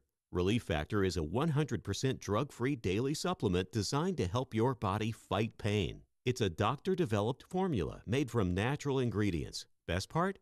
Relief Factor doesn't mask pain. It helps reduce or even eliminate it for good. Whether it's kayaking, running around with the little ones, or just chilling in a hammock, Relief Factor can help you feel better, move better, and do more of the things you love all summer long. So if you're ready to reclaim your summer, head over to ReliefFactor.com or give them a call at 1-800-4-RELIEF. Do it now and get their 3-week quick start for just $19.95. That's 1-800-4-RELIEF. We mentioned the G7 summit in Canada. One world leader not part of that group is Volodymyr Zelensky, but Ukraine's president will also be there for talks. Today he's in Austria, which has been a neutral European country in Ukraine's battle against Russia's invasion. And as peace talks with Russia pretty much go nowhere, 2 senators are making a bipartisan push to put new pressure on Russia to stop the war. Republican Lindsey Graham and Democrat Richard Blumenthal say their bill would impose crippling sanctions on nations that buy products from Russia. Graham said it would have a swift impact. To China, if you stop buying Russian oil cheap, and India, the war machine would grind to a halt. Senator Blumenthal said moving ahead with the bill would help the president change minds at the G7 meeting this week. The perception may be one of weakness in terms of America's position on Ukraine. He can be there in a position of strength. Both senators on CBS Face the Nation. They say the bill would easily pass the Senate, but the president wants a diplomatic peace deal between Russia and Ukraine. Gernal Scott, Fox News. Speaking of oil, that price is down more than $1 this morning after it spiked at the start of Israel's attacks on Iran. It's now under $72 a barrel. Friday, there was a big stock market sell-off. Well, this morning, there's a turnaround. Dow futures up more than 200 points. There's a new major champion in golf. J.J. Spawn flipping the script on Sunday, overcoming 5 early bogeys on a wet and nasty day at Oakmont. He birdied the final 2 holes, including a 64-foot putt on 18 for the win at 1 under. In one of the most unlikely final round Sundays in U.S. Open history, J.J. Spawn closes the deal. That call on NBC Sports. Robert McIntyre finishing 2 shots back at 1 over. Paul Stevens, Fox News. On the NASCAR track, Shane Van Gisbergen won the first ever race in Mexico City on a new road course. I'm Dave Anthony. This is Fox News.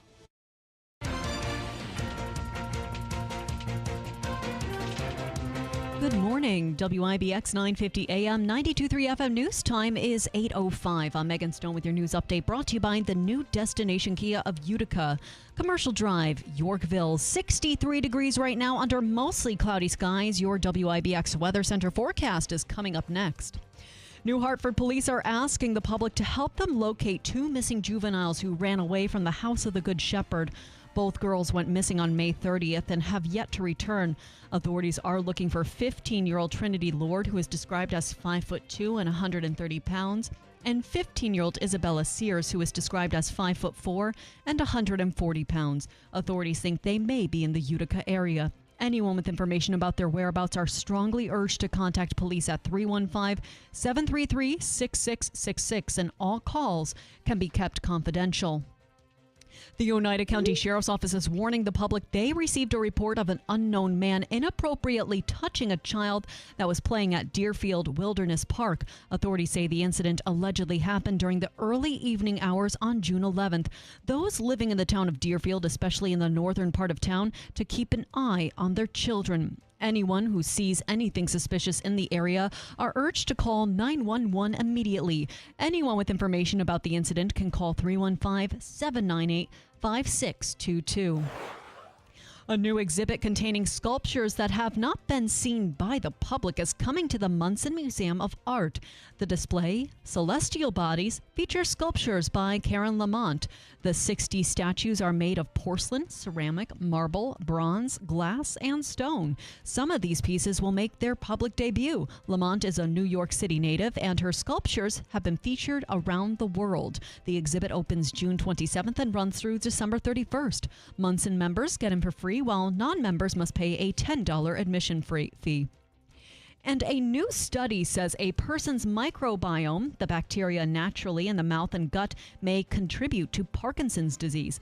Researchers reported in the journal Gut Microbes that specific changes in these bacteria are linked to cognitive decline in Parkinson's. Researchers found harmful bacteria moving from the mouth to the gut was linked to Parkinson's patients going from mild memory issues to dementia. Parkinson's is a brain disorder that can cause problems like shaking, stiffness, and trouble with balance and coordination. The National Institute on Aging says as the disease progresses, patients are more likely to develop memory issues as well. Your WIBX news time is 8:07. Here is your Weather Center forecast. Clouds locked in, even some patchy fog for the morning hours. We'll get some partial sunshine as we head on through today, but unfortunately, it looks like a mention of showers here, not only today, but every day this week. Now, nothing widespread, just a few showers today, otherwise partly sunny, 77. Cloudy tonight, 63. Showers, maybe a thunderstorm tomorrow, 75. And a few showers, thunderstorms Wednesday, 85. I'm meteorologist Ray Stajic from the Weather Channel, WIBX, 950 AM and 92.3 FM. Right now, 63 degrees under mostly cloudy skies. Let's take a look at sports. Brought to you by the IBEW 43 local sports desk. The NBA Finals resume tonight. The Thunder hosting the Pacers in Game 5. The Thunder tied the series at 2 games apiece with a 111-104 victory in Game 4. League MVP Shai Gilgeous-Alexander led OKC to the victory with a game high of 35 points. Both teams are 2 wins away from claiming the first NBA championship title in team history. The Panthers are trying to win their second straight Stanley Cup on Tuesday. The team faces off against the Oilers in Game 6. Florida coming off a convincing victory in Game 5. Game 7 will take place in Edmonton if the Oilers can stave off elimination. The Yankees swept by the Red Sox after falling 2-0 in the series finale from Fenway Park. Max Fried suffered the loss after allowing 2 runs on 6 hits and 2 walks. New York still leads the AL East after dropping 3 straight. They host the Angels for a 4-game set starting tonight. Mets swept by the Rays, blown out 9-0 in the series finale from Queens. Griffin Canning charged with the loss after allowing 6 runs on 4 hits and 5 walks. New York still leading the NL East. They dropped 3 in a row. They visit the Braves for a 3-game set beginning tomorrow night. The NFL offseason continues to roll with the Giants ready to open mandatory minicamp tomorrow. New York is one of 6 teams across the league holding its minicamp this week. Training camp will begin next month. After making his Major League Baseball debut, Bruce the Bat Dog back with the Rochester Red Wings. Bruce grabbed headlines over the weekend when he appeared on the field before the Nationals faced off against the Marlins on Saturday. The Golden Retriever did not work the game itself, but he did receive a Nationals jersey and a bandana with a special MLB debut patch. The next home game for the Red Wings is tomorrow against the Syracuse Mets. And J.J. Spawn celebrating his first major championship after winning the U.S. Open. Spawn finished atop the leaderboard at 1 under par to win the tournament by 2 strokes. Robert McIntyre finished second at 1 over par. Victor Hovland was third at 2 over par, while Cameron Young, Tyrell Hatton, and Carlos Ortiz finished in a 3-way tie for 4th at 3 over. Your WIBX news time, 8:10, 63 degrees under mostly cloudy skies. WIBX 950 AM, 92.3 FM. I'm Megan Stone. Coming up, we're going to speak with, we might be doing that right here. Okay. Chief Deputy Rick O'Meara in a second on that inappropriate touching report that happened in, or allegedly happened in Deerfield. I wanted to read a few comments, though, because I promised after, although I thought Luke Perry was looking at things from a scientific look. Objectively and not pointing at either very much side. Objectively, yes. I completely agree. I know that John's comments were going to get me in trouble. But listen, John is a pollster, but you know where he aligns. There's no surprise. However, with some people, apparently, they're very surprised and very bothered. Let me give you a few here. Deeds says, Democrats take all the liberties for everyone. I always wear a face mask when protesting peacefully. Roger says America won't be great because we have people like Deeds telling other people to go back because they sing the anthem in Spanish. So I must have missed that comment. Steve Colenso, at least Trump is bringing people to the table. What did Biden do? I'm not sure they're being brought to the table. What happened with Zelensky in the Oval Office, where they scolded him and said, you have no cards, you better cut a deal. Imagine if Russia was attacking us and we were told, hey, you're just going to have to give up a couple of states. That's fair, right? Okay, but apparently you figured it all out, Stephen. So there you go. I have more. Lance and Lee. It's too bad Zogby wasn't in studio. Bill and him could have held hands during the interview. Oh, come on. Keeler, is the dementia kicking in? Didn't you just hang up on a caller for having a different opinion? Must be a new medication. You can blame it on. That's Lance and Lee again. That was the other day. And Lance, I think what I've learned is maybe, who was the guy that I hung up on? What was his name? They called in about it was opening up a can of worms. Oh, it was Chris about the COVID thing? Chris, can of worms on the government forcing vaccines on people, and it's killing all these people. I am not getting into that conversation. Not going to happen. Sorry. But I wonder if Chris was really Lance and Lee. Because we really don't know who Lance and Lee is. Yeah, right. Maybe I stepped on some toes and I hung up on Lance. Lance, if I did, I am very sorry. Good morning, Lance. Big Honey in Hecla. Luke Perry, John Zogby. Who's next? Rachel Maddow.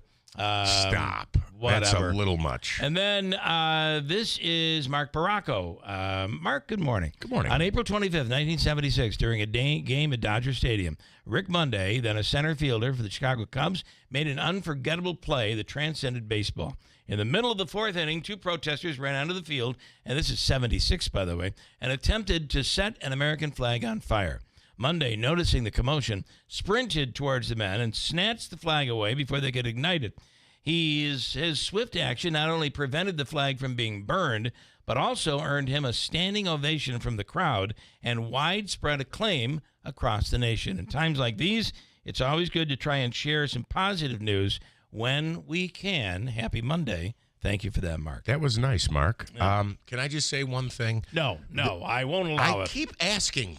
Darn it, Jeff. Just say it, for God's sake. When they say that Biden doesn't bring people to the table, let's remember his wife, his son, and others. He said, here, you want to drive? Here, take this thing. You can drive. I'll go lay down. You can have the keys to the table. Okay. Whenever you hear stories like these, it's alarming.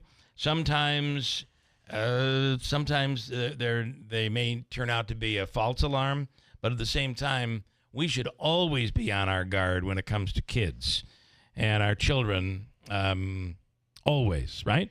Yes, absolutely. Because you do not know what could be out I'm not there. familiar with the story. So there's a story that someone a stranger inappropriately touched a child at a park in Deerfield. Chief Deputy Rick O'Mara is with the Oneida County Sheriff's Department, oversees the daily operations of the Oneida County Child Advocacy Center. And Rick, Chief Deputy, good morning. Good morning. So thank you for having me on. I would like to, first of all, is this, I'm assuming any claim, any report you guys look at very, very seriously, number one. Number two, we should always be on guard when it comes to keeping our kids safe. Number three, sometimes these things are perceived incorrectly and are false alarms. What are your thoughts on this case in Deerfield? Well, we don't believe that this is a false alarm. We do believe that an individual, an adult male, around the age of 30 years old, approached a child that was playing apart from where most of the people in the park were, including the child's parents, and took the opportunity to touch this child in an inappropriate manner. Currently, we are really urging everybody, as you said, to be in a constant state of vigilance when you're around your children, just for their safety. Whether it's the safety around other people or the safety around things like water and, just normal things. We really need to really be watching out for the safety of our children in every scenario. We used to call that parenting. I know. Well, what is interesting. Well, I remember a day when we were young, and our parents probably didn't see us till dinner time. That's exactly You know what? right. You're right. I stand corrected. And I got to tell you an example of this. We were driving through Alien last night, and we saw this little girl, had to be 3 years old, running down the street in the village of Alien, and my wife is like, "Where is that girl's parents?" I mean, that before, I hate to say, before Sarah Ann Wood, that case, that was just normal. Today, to see a little girl running down the street alone is not normal today, right? No, Rick? it's not. Everything changed on August 18th of 1993. That's it really did, yeah. It really did, and that brought to the forefront a very cruel and disheartening set of circumstances that could happen at any time, and then now we're all more keenly aware of that possibility. Unfortunately, yeah. Well, and it is everywhere. I heard somebody tell a story this weekend also about being in water safari, and all of a sudden their kid they'd lost visual contact with their kid. Now you have the worry of water. You have the worry of potentially a bad actor. I mean, being a parent is so different today than it was. And you're right. You'd leave at 9 o'clock in the morning and you'd come home at night. My mother didn't want to see us till it was time to wash us up for dinner. That's exactly right. And those days are gone. Those days are gone. Yeah. All right. So do we have any sort of a description? Yeah. Was there a vehicle that somebody saw come or go, or is there a camera system in the park? We have gotten some video from the area, both private video and video from the town of Deerfield. The town hall is right nearby with video. We're looking at video to see who was moving around in the area. We don't believe the person had a vehicle that we haven't been able to identify a vehicle. Let's put it that way. Okay. The person appeared, at least in the park area, was on foot. And we're just going through video and canvassing all the neighbors and as many people as we can that were present that evening, which was last Wednesday evening, at about 6 o'clock-ish in that range, early evening. So we're doing interviews and checking video. Some of the videos taking some time to download because it's got so much data in it. Yeah. And we don't want to lose that data. So it takes time. Yeah. But it just is a reminder that we really have to be very attentive to the safety of our children. And if I could throw, go ahead. I'm sorry. Anybody that's going to do something is going to be acting on an impulse based on opportunity, and we need to do our absolute best to minimize those opportunities of someone to encounter our child. I every once in a while tell this story. I must have looked much older. My daughter was 2. We went to the movies, and she had to go to the bathroom. And I glanced in the men's room. Nobody was in there, so we went in, and my daughter's inside. And of course, you're saying to your kid, "Don't touch that. Don't." Well, don't you know? At the end of the night, I get a call from the police. They were questioning me. They thought I had abducted a child, and it was my daughter. I was taking her to the bathroom. I must have looked like, because they reported to police, it looked like that man was way too old to be her father. Okay, well, thank you for that. But thanks a lot. Yeah, and that was 20 years ago. So I only bring this up because the phone call. I did not take offense. I did take offense, massive offense to a couple of the comments. But the reality is somebody cared enough to make a phone call because they thought they saw something. Right. You're better off calling police than trying to handle this on your own. Can you talk a little bit about that? Absolutely. We urge everyone to err on the side of caution. And if they see something that does not look right, make the call. Yeah. That's why in that press release that we put out last week was if somebody sees something that seems unusual, suspicious, or makes the hair on your neck stand up, you're better off to call 911. We'll sort it out later. But God forbid you watch something happen and you learn later that you could have intervened if you had jumped in, just made that quick call to 911. It's so easy to do. A lot of times people don't really trust their gut. We ask people to trust their gut when they see something wrong. Give us a shout, and the quickest, easiest way is to contact the 911 center.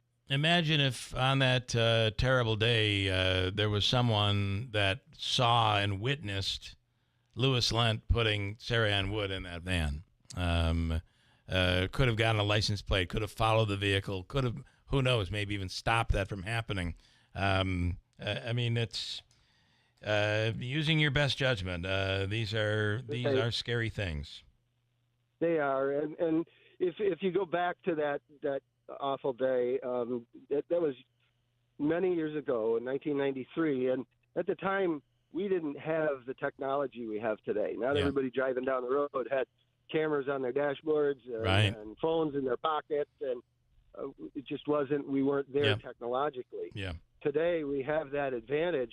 We really need to utilize that advantage for the safety of everybody in our community, whether it's children or adults. When we see something happening that looks like it's dangerous or an exploitative situation, we have the ability now to reach out right away and not let that precious time go by. Yeah. Okay, great advice. Chief Deputy Rick O'Mara, thank you so much. Well, I thank you very much for allowing me to speak to this issue, and thank you for all you do for the community. All right, and keep us posted. Anything comes up on this, we will certainly report on it. Thank you. All right, thank you. Right, have a great day. Chief Deputy Rick O'Mara, and listen, this is a very serious topic. Absolutely, and I'm sure somebody saw this alleged scumbag. So please, really bad. I'm glad to hear that the community is putting forward their whatever Ring camera videos to help track down who this individual might be. I have a few more quick comments, if I could. And Don't ask, Bill. Don't ask. And I will say that moment in the you're already feeling uncomfortable because you have a daughter. I have a daughter, and I'm taking her into a men's room. Sure. But I'm not sending her into the women's room on her own at 2. Right. So I'm not going in the women's room. And they did not have a family bathroom, so that's what we did. But you can imagine hearing my daughter and me be like, just the conversation alone coming out of the stall would have been enough for somebody to be. But the line when they said he was definitely too old to be your father, screw you. Nonetheless. Lance and Lee, a couple more comments. Are you ready? Yes. I am not that nut job that you have. So at least you acknowledge I hung up on a nut job. Okay. Thank you, Lance. I am not that nut job. Give me more credit than that, please. Plus, I've spoken with Davey and Jeff before. Hint, hint. I did not hear that call, so I couldn't compare the voice, but I did speak to Lance on the phone one time. Larry, good morning. He says, Bill, JoJo says, hey. And I say hello right back. JoJo. Hey. Lock it up. JoJo. Quick break. We'll update the news coming up here at WIBX. Joe and Mary Ann wanted a bed where they could pick the number on each side and make it as soft or as firm as they liked. They had looked at a national brand and they liked it, but they heard our commercial at Mattress Express, so they came in. Joe had worked in the trades for years and just retired. His back had taken a beating. They picked out the Opulence King Flex Head. Joe's number was 42. He liked it firm. We elevated his head and feet and put the massage on medium. Mary Ann liked her side softer. We elevated her head a little less, her feet a little higher. She was a 22. They loved the fact it had a reversible cover, cool for summer, warm for winter, and a 25-year industry-leading warranty. They qualified and signed up for the 5 years, no interest, no money down, then chose from a list of luxury rewards. And they had the comfort of knowing that with our guaranteed lowest price promotion, that if you see it advertised for less within 90 days after purchase, bring it to our attention, we refund the difference. Stop in and see the Smart Bed by Instant Comfort today. We're the power and power equipment, White Farm Supply. At Kubota, we want to help you deliver a job done right. That's why we want you to know that new Kubota inventory is arriving daily. You have work to do. We have the reliable, durable, and versatile lineup to help you do it. Visit us at whitesfarmsupply.com. We're the power and power equipment, White Farm Supply. All right, Tim, time for the Father's Day quiz. Are you ready? Yes, Bill Keeler, I'm ready. All right, name 3 things you can do for your family on Father's Day. Ready, go. Wear the ugly tie to dinner. Wrong. Tell them I love the zebra striped boxers. Wrong. Last chance. Here we go. Actually, listen to my doctor and get tested for cancer so that I can be around next year. That's the answer we're looking for. Plan to be here for Father's Day next year. Real men get tested for cancer. Are you living with dry AMD? If so, you could be on the road to geographic atrophy, or GA, a condition that leads to retinal cell death and permanent vision loss. But with Izervay, you can slow it down, get it going slower. Izervay slows GA progression by targeting a key source of retinal cell death, which may help preserve your vision longer. Izervay, or Avastin Captid Pagel, is a prescription eye injection used to treat GA. Don't take it if you have an infection or active swelling in or around your eye. Izervay can cause eye infection, retinal detachment, or increased risk of wet AMD. Izervay may temporarily increase eye pressure. Your vision may be impaired after an eye injection or exam. Don't delay. Ask your doctor about Izervay today. Izervay gets GA going slower. Visit Izervay.com. That's IZERVAY.com. Paid for by Astellas Pharma.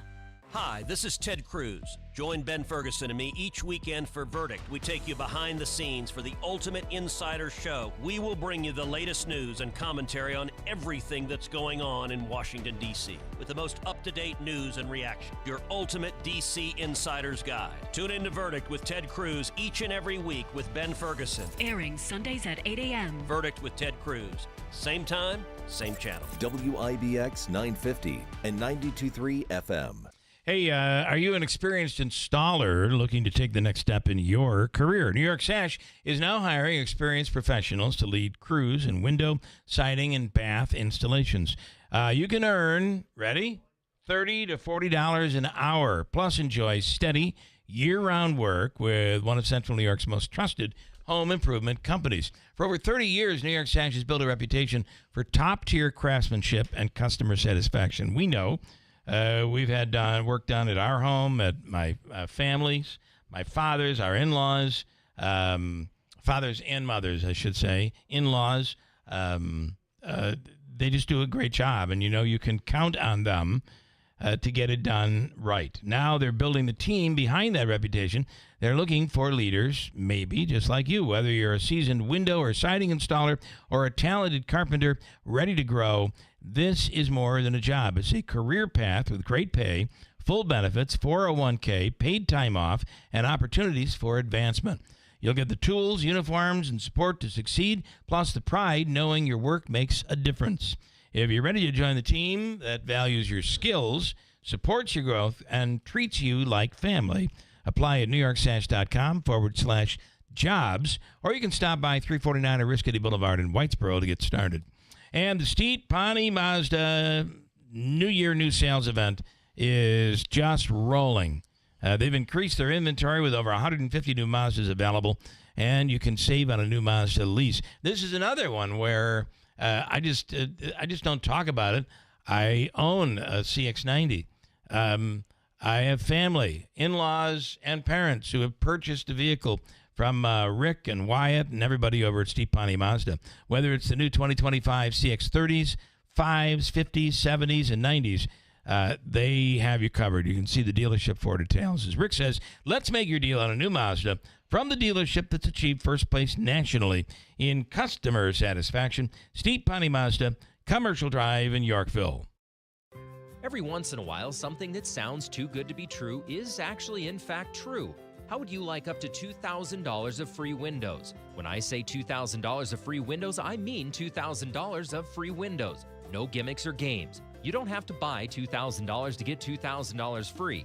You just get $2,000 of free windows through Patriot Home Solutions and NYSERDA. Of course, some restrictions apply, but none of the restrictions are income-based. And you don't have to sit through a long, drawn-out sales presentation.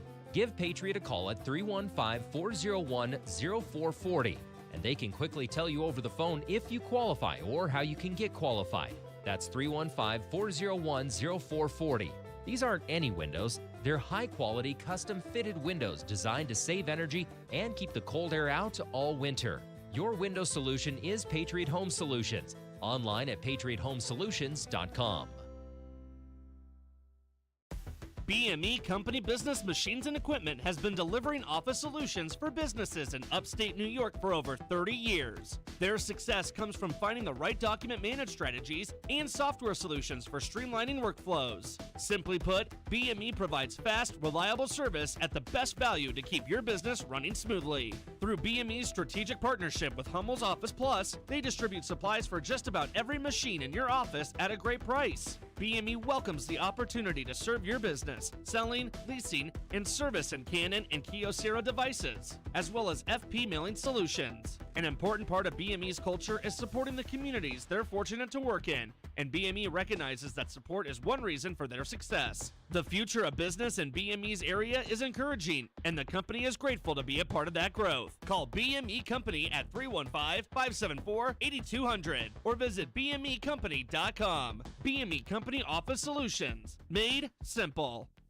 Are you having trouble hearing? Hearing loss can devastate the quality of your life. Now, there's an affordable fix for you or your loved one. Rated the best hearing aids of 2025 by Forbes Health, Audion Hearing has the highest quality hearing aids at the lowest prices, starting at just $98 a pair. I actually like them better than my old $5,000 hearing aid. I could not believe how my hearing and life changed. Join over 1 million happy customers by going to audionhearing.com. That's AUDIEN hearing.com. Wait, I only owe $8? There has to be a catch. I'm Jen Kita, CEO of Standard Heating, Cooling, and Insulating. That was a real reaction from a recent customer who got $3,000 worth of insulation upgrades through the New York State Comfort Home Program for just $8. And there's no catch. At Standard, we find the best solutions for your home, every possible rebate, and make it fast, simple, and easy. Many rebates aren't income-based. They're based on what your home needs. Start with your free home assessment at standardco.com. This station is brought to you by John's Mobile Home Parts and Accessories in Oriskany Falls. For all your mobile home needs, it's worth the trip. Visit johnsmobilehomeparts.com for more info. Good morning, WIBX 950 AM 92.3 FM. I'm Megan Stone with your news update, brought to you by John's Mobile Home Parts and Accessories in Oriskany Falls. For all your mobile home needs, it's worth the trip. Visit johnsmobilehomeparts.com for details. New Hartford police are asking the public to help them locate two missing juveniles who ran away from the House of the Good Shepherd. Both girls went missing on May 30th and have yet to return. Authorities are looking for 15-year-old Trinity Lord, who is described as 5'2" and 130 pounds, and 15-year-old Isabella Sears, who is described as 5'4" and 140 pounds. Authorities think they may be in the Utica area. Anyone with information about their whereabouts are strongly urged to contact police at 315-733-6666. All calls can be kept confidential. Those who need to drive Mohawk Street in Herkimer should be aware of demolition work that could slow your commute.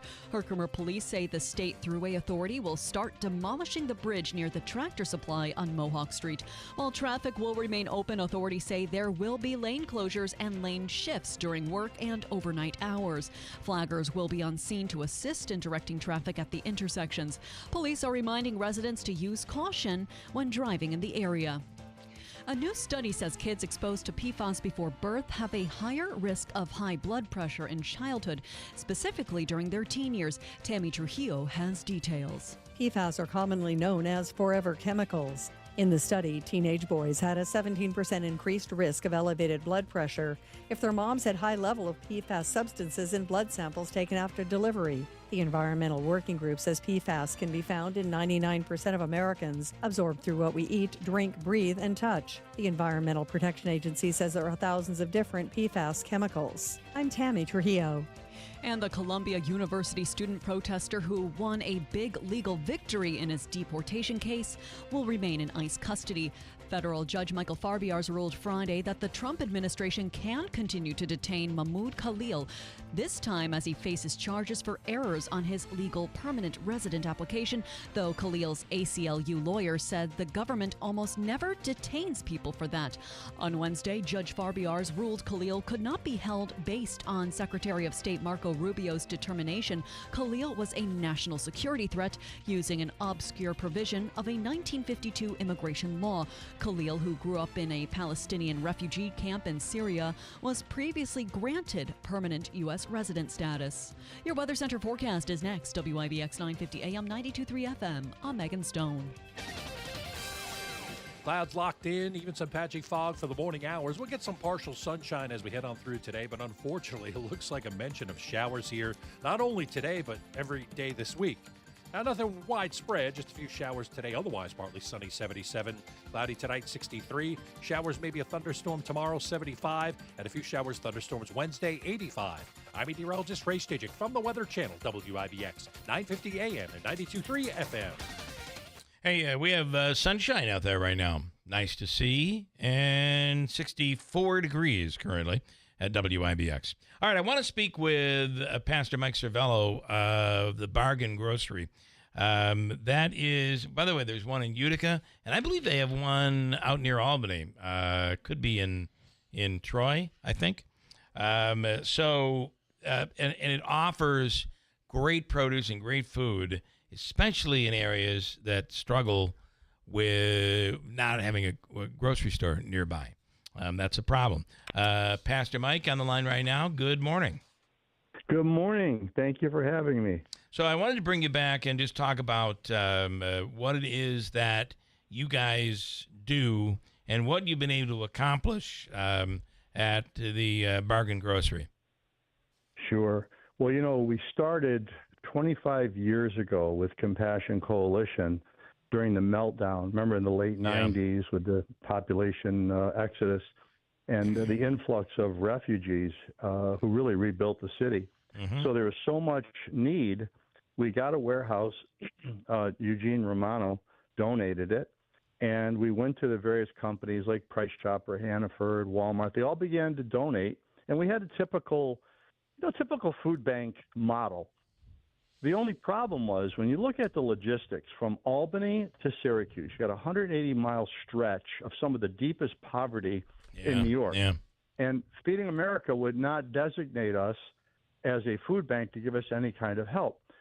So, because I'm very missional, I thought we're going to figure out a way to do this because we're going to serve our friends and neighbors. There was so much need.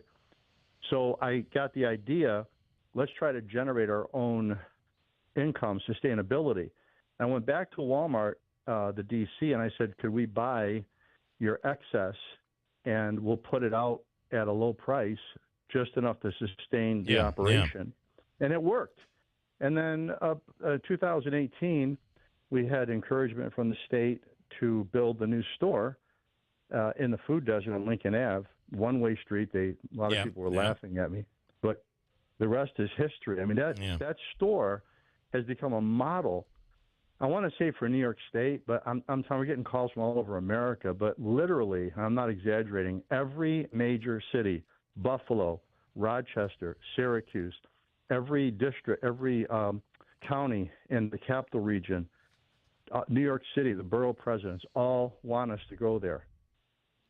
Well, it's really a unique formula that you've created, because it's kind of like when you think about when somebody goes to the Salvation Army. You don't have to be someone in need to go to the Salvation Army. They make money off everybody, and a lot of people will go there every week looking for the deal of the week. And that's really the same type of model here, where this is open to everybody. It is, but primarily, see, we locate these in food deserts. And right. Yes, anybody could shop there, of course, but our target is those that are food insecure. And a lot with the refugees, a lot of them wouldn't go to a food bank. They right. and number one, number two, we put food in a box and say, here, take it and be thankful. Right. But they look at that, and that's not in their diet. They want more fresh food, fresh They can produce, select what they want to make what they want. A different diet, exactly. See, that's dignity. That's dignity, and giving people. Well, right. I mean, it's also a handout where some people will not take a handout. Right.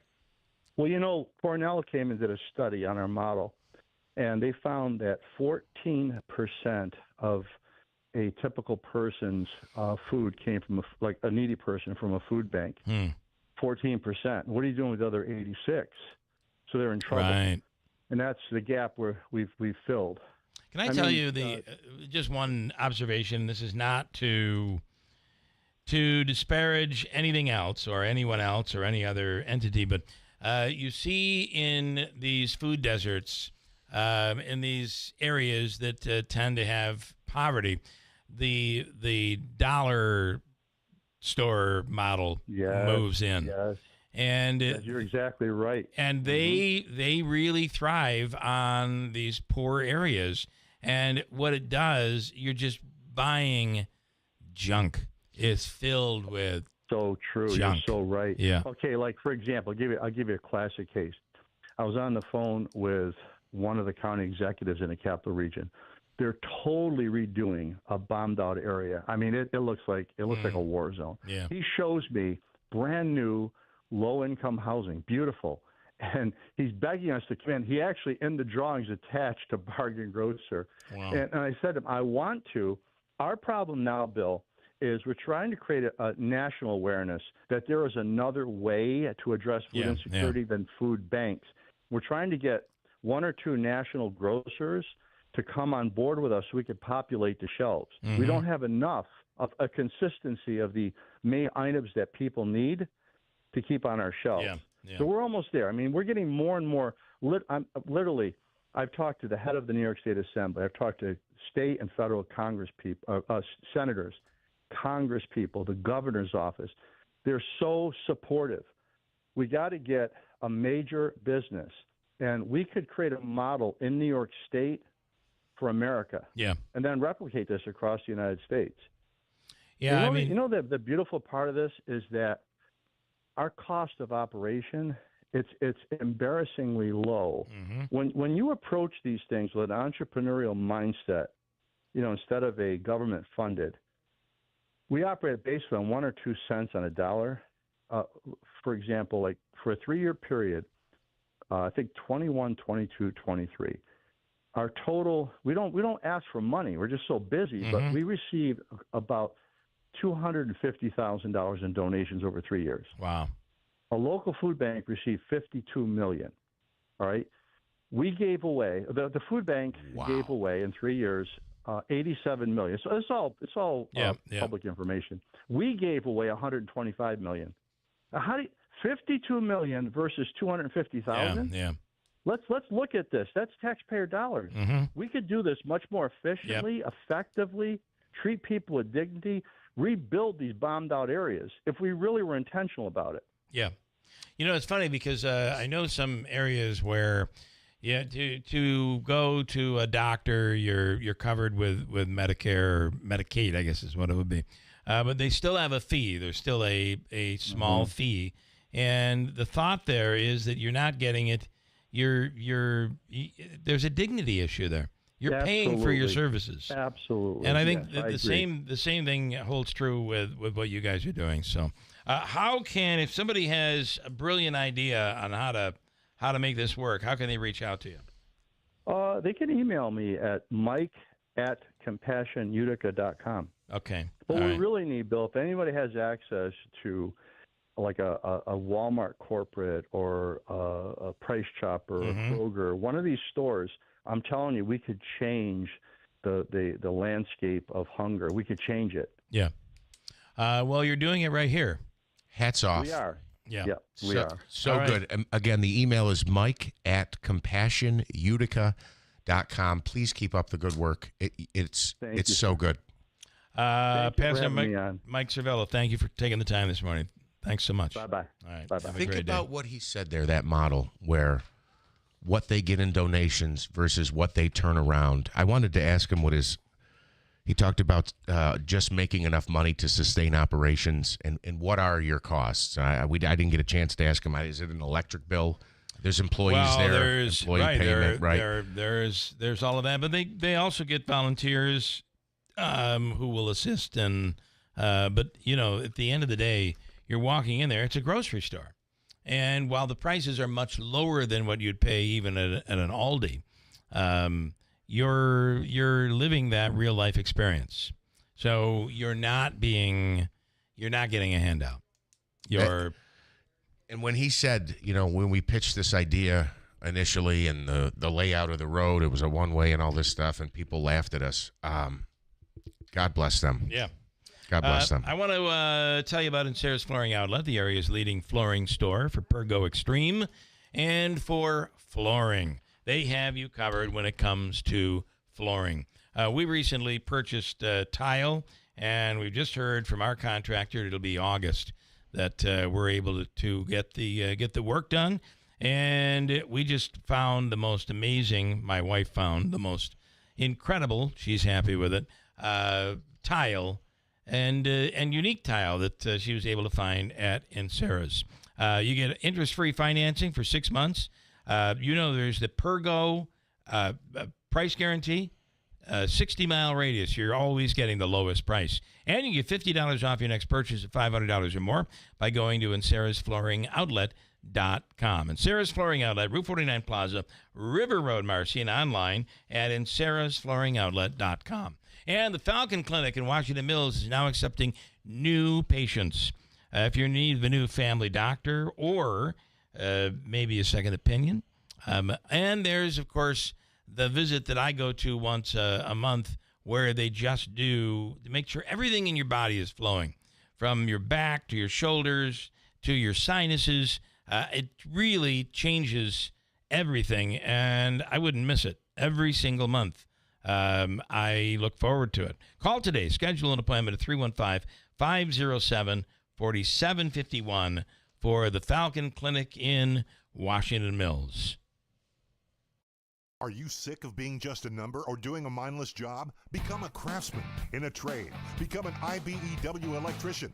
The IBEW and the Electrician Training Alliance will give you all the tools necessary at their state-of-the-art training facility.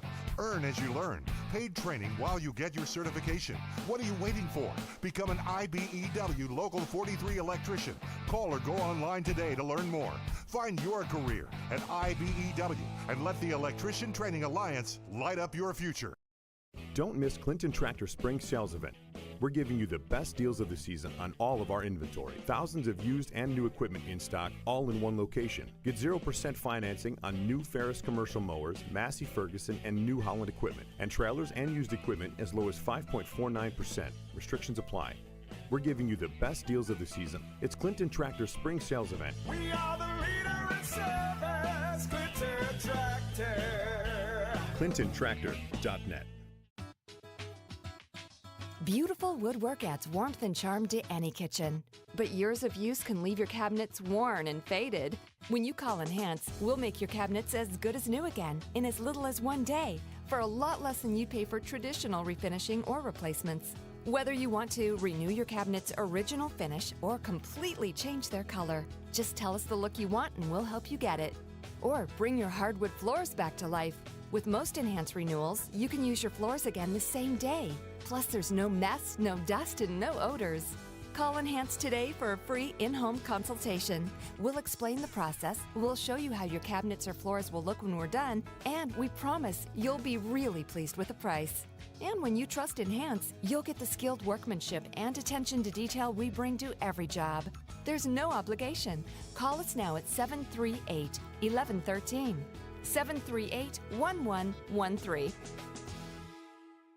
Now through June 30th, get up to $120 off 4 new Bridgestone or Firestone tires instantly at Tallman's Tire and Auto Repair Centers. Whether you're in Utica, Yorkville, Rome, or Herkimer, their team of professionals are ready to serve you. Schedule your appointment today online at tallmanstire.com. Tallman's Tire and Auto Repair. Get the best tires for your vehicle at unbeatable prices guaranteed. Subject to credit approval, restrictions apply. See store for details. Ferris commercial mowers set the bar with racing-inspired patented full suspension and integrated cutting decks so you can go faster, cut better, and not get beat up. Ferris Experience Suspension. Take advantage of the best financing and prices of the year. Visit us at whitesfarmsupply.com. We're the power in power equipment. White's Farm Supply. Hey, River Hills Properties continues to be the fastest growing real estate company in the area because they continue to grow and serve people. You know, nobody sells homes like River Hills. You never use the lockbox. There is that full service that you get. Your listing agent is with you every step of the way, from the very beginning to the very end. It's River Hills. And now they've expanded. They have offices in Barneveld, Little Falls, and Utica, to the north in Copenhagen, Newport, and now the amazing Gulf Coast of Florida. Say maybe you're thinking of becoming one of the snowbirds, where you take advantage of the beautiful weather in Florida during the winter months, which could last forever up here, by the way. And then you come up here when it's really hot down there. They have you covered. Sarasota, Naples, Marco Island, listing agents there. In fact, our own Andrew Dominio is down there that way in the sunny Florida, the Gulf Coast of Florida. It's River Hills Properties online, riverhillspropertiesllc.com. Call 315-896-1009. Remember, nobody sells homes like River Hills. And one more, if you're dealing with pain, it may be coming from your feet. Arch support specialists at the Good Feet Store, Commercial Drive in New Hartford. They're located at 4630 Commercial Drive. You can walk right in or call and schedule an appointment at 315-999-3910. A three-step system which includes strengtheners, maintainers, and relaxers. These are inserts you put into your shoes, and it helps you basically strengthen and support and maintain proper foot alignment by exercising and strengthening the muscles and the tendons and the ligaments in the feet, all by just walking, doing your normal, everyday, whatever it is you do. Call them for an appointment, 315-999-3910, or just walk in. It's the Good Feet Store, 4630 Commercial Drive in New Hartford. Utica and the Mohawk. I did not want to do that, Davey, so now what do I do? Let me hit this. Yeah, terrible. WIBX. This is Keeler. WIBX 950 and 92.3 FM. Now back to the Keeler Show.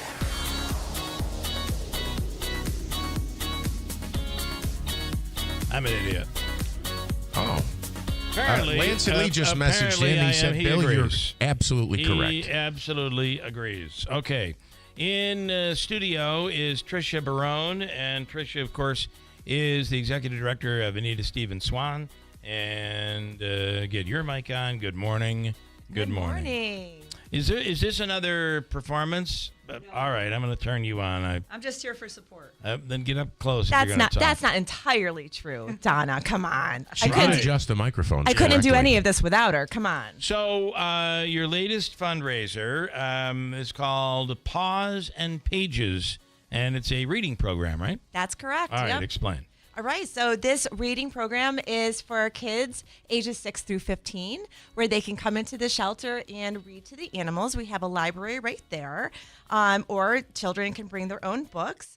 And basically, every single time a kid comes in to read to a dog or a cat, they receive a name tag, a lanyard, and a reward every single time they complete their sessions, and they walk out, once they get enough punches, they walk out with some, cool lanyard and some cool pins, which we always talk about the kids take very, very, very seriously.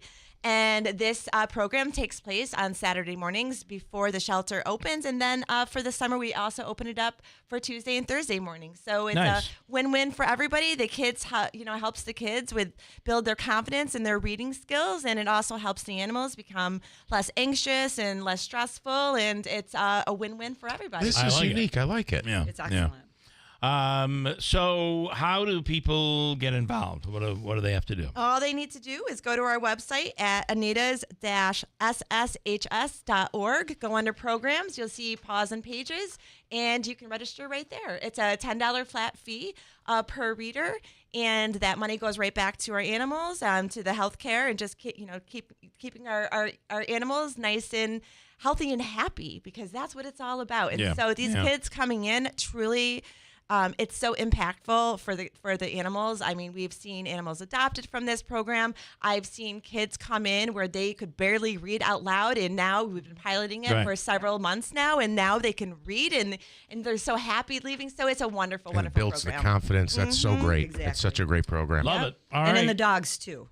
Right. So they get depressed just being there. Yeah. I mean, it's a very stressful environment. Yeah, socializes everybody. Yep. So, yeah. All right. And so this is not promoting. There's something else. I have less than a minute. So okay. Everybody, away. Tales of Fortune. $3,500 ticket, or 3,500 tickets sold. Only $100 per ticket. First prize $100,000. Second $10,000. Third is $5,000, and fourth is $2,500. Come on in to the shelter and pick up these tickets. It's better than going to the casino. You blow $100 and get what? $5? Yeah, 3,500 spots. You got a better chance here. Only win there. Listen, you can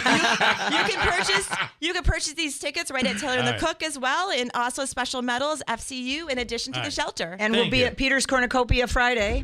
Say goodbye. And What the Truck on Tuesday. We don't want to say goodbye. We love you. I love that. It is obviously it's a big prize and all of that. Oh, That's yes, really cool. of course. Okay, so tickets are $100. Yep. All right. Anita Stevens Swan Humane Society. Do we have any more time? No. Boo. Well, we're bringing the Wiggle Waggle back, so stay tuned. All right, we'll look for that. Thank you. I do have to tell you about Brank Construction. If you need concrete work or masonry work, Brank has you covered. You guys always get your plugs in, I know. Foundation repair, old stone walls, masonry work. They'll get the job done right and right on time. It's Brank. B-R-A-N-C-K, Brank Construction. And if you're suffering from neck pain and back pain, there is an answer. It's Revive Soft Wave Therapy. Dr. Timothy Delmedico could very well help. Reach out and ask about their $99 new patient special. Call 315-725-8427. It's Revive Soft Wave Therapy with Dr. Timothy Delmedico. Hey, good morning. You're heading to the airport, right? Yep, thanks for checking. I like the car. How long have you been a rideshare driver? About 3 years now, but I really enjoy it. Isn't it hard to make money these days with the price of gas being so high? Not for me. I use Upside, the free app that gives you cash back for every gallon of gas you buy. Wait a minute. Are you saying you actually get real money back when you get gas with the Upside app? Yep, I get real cash back every time I get gas. Does that actually add up to anything? I'll make around $200 to $300. Wow, that's serious extra cash. I'm downloading the Upside app now. Download the free Upside app now to earn real cash back every time you buy gas. Use promo code DRIVE for an extra 25 cents per gallon bonus on your first tank. You can cash out anytime right to your bank account, PayPal, or a gift card for Amazon and other brands. Just download the free Upside app and use promo code DRIVE for a 25 cents a gallon bonus on your first tank. That's code DRIVE. From the Stanley Theater Studios, WIBX Utica, Rome, W295EI, WIBX 950 and 92.3 FM, a Town Square media station.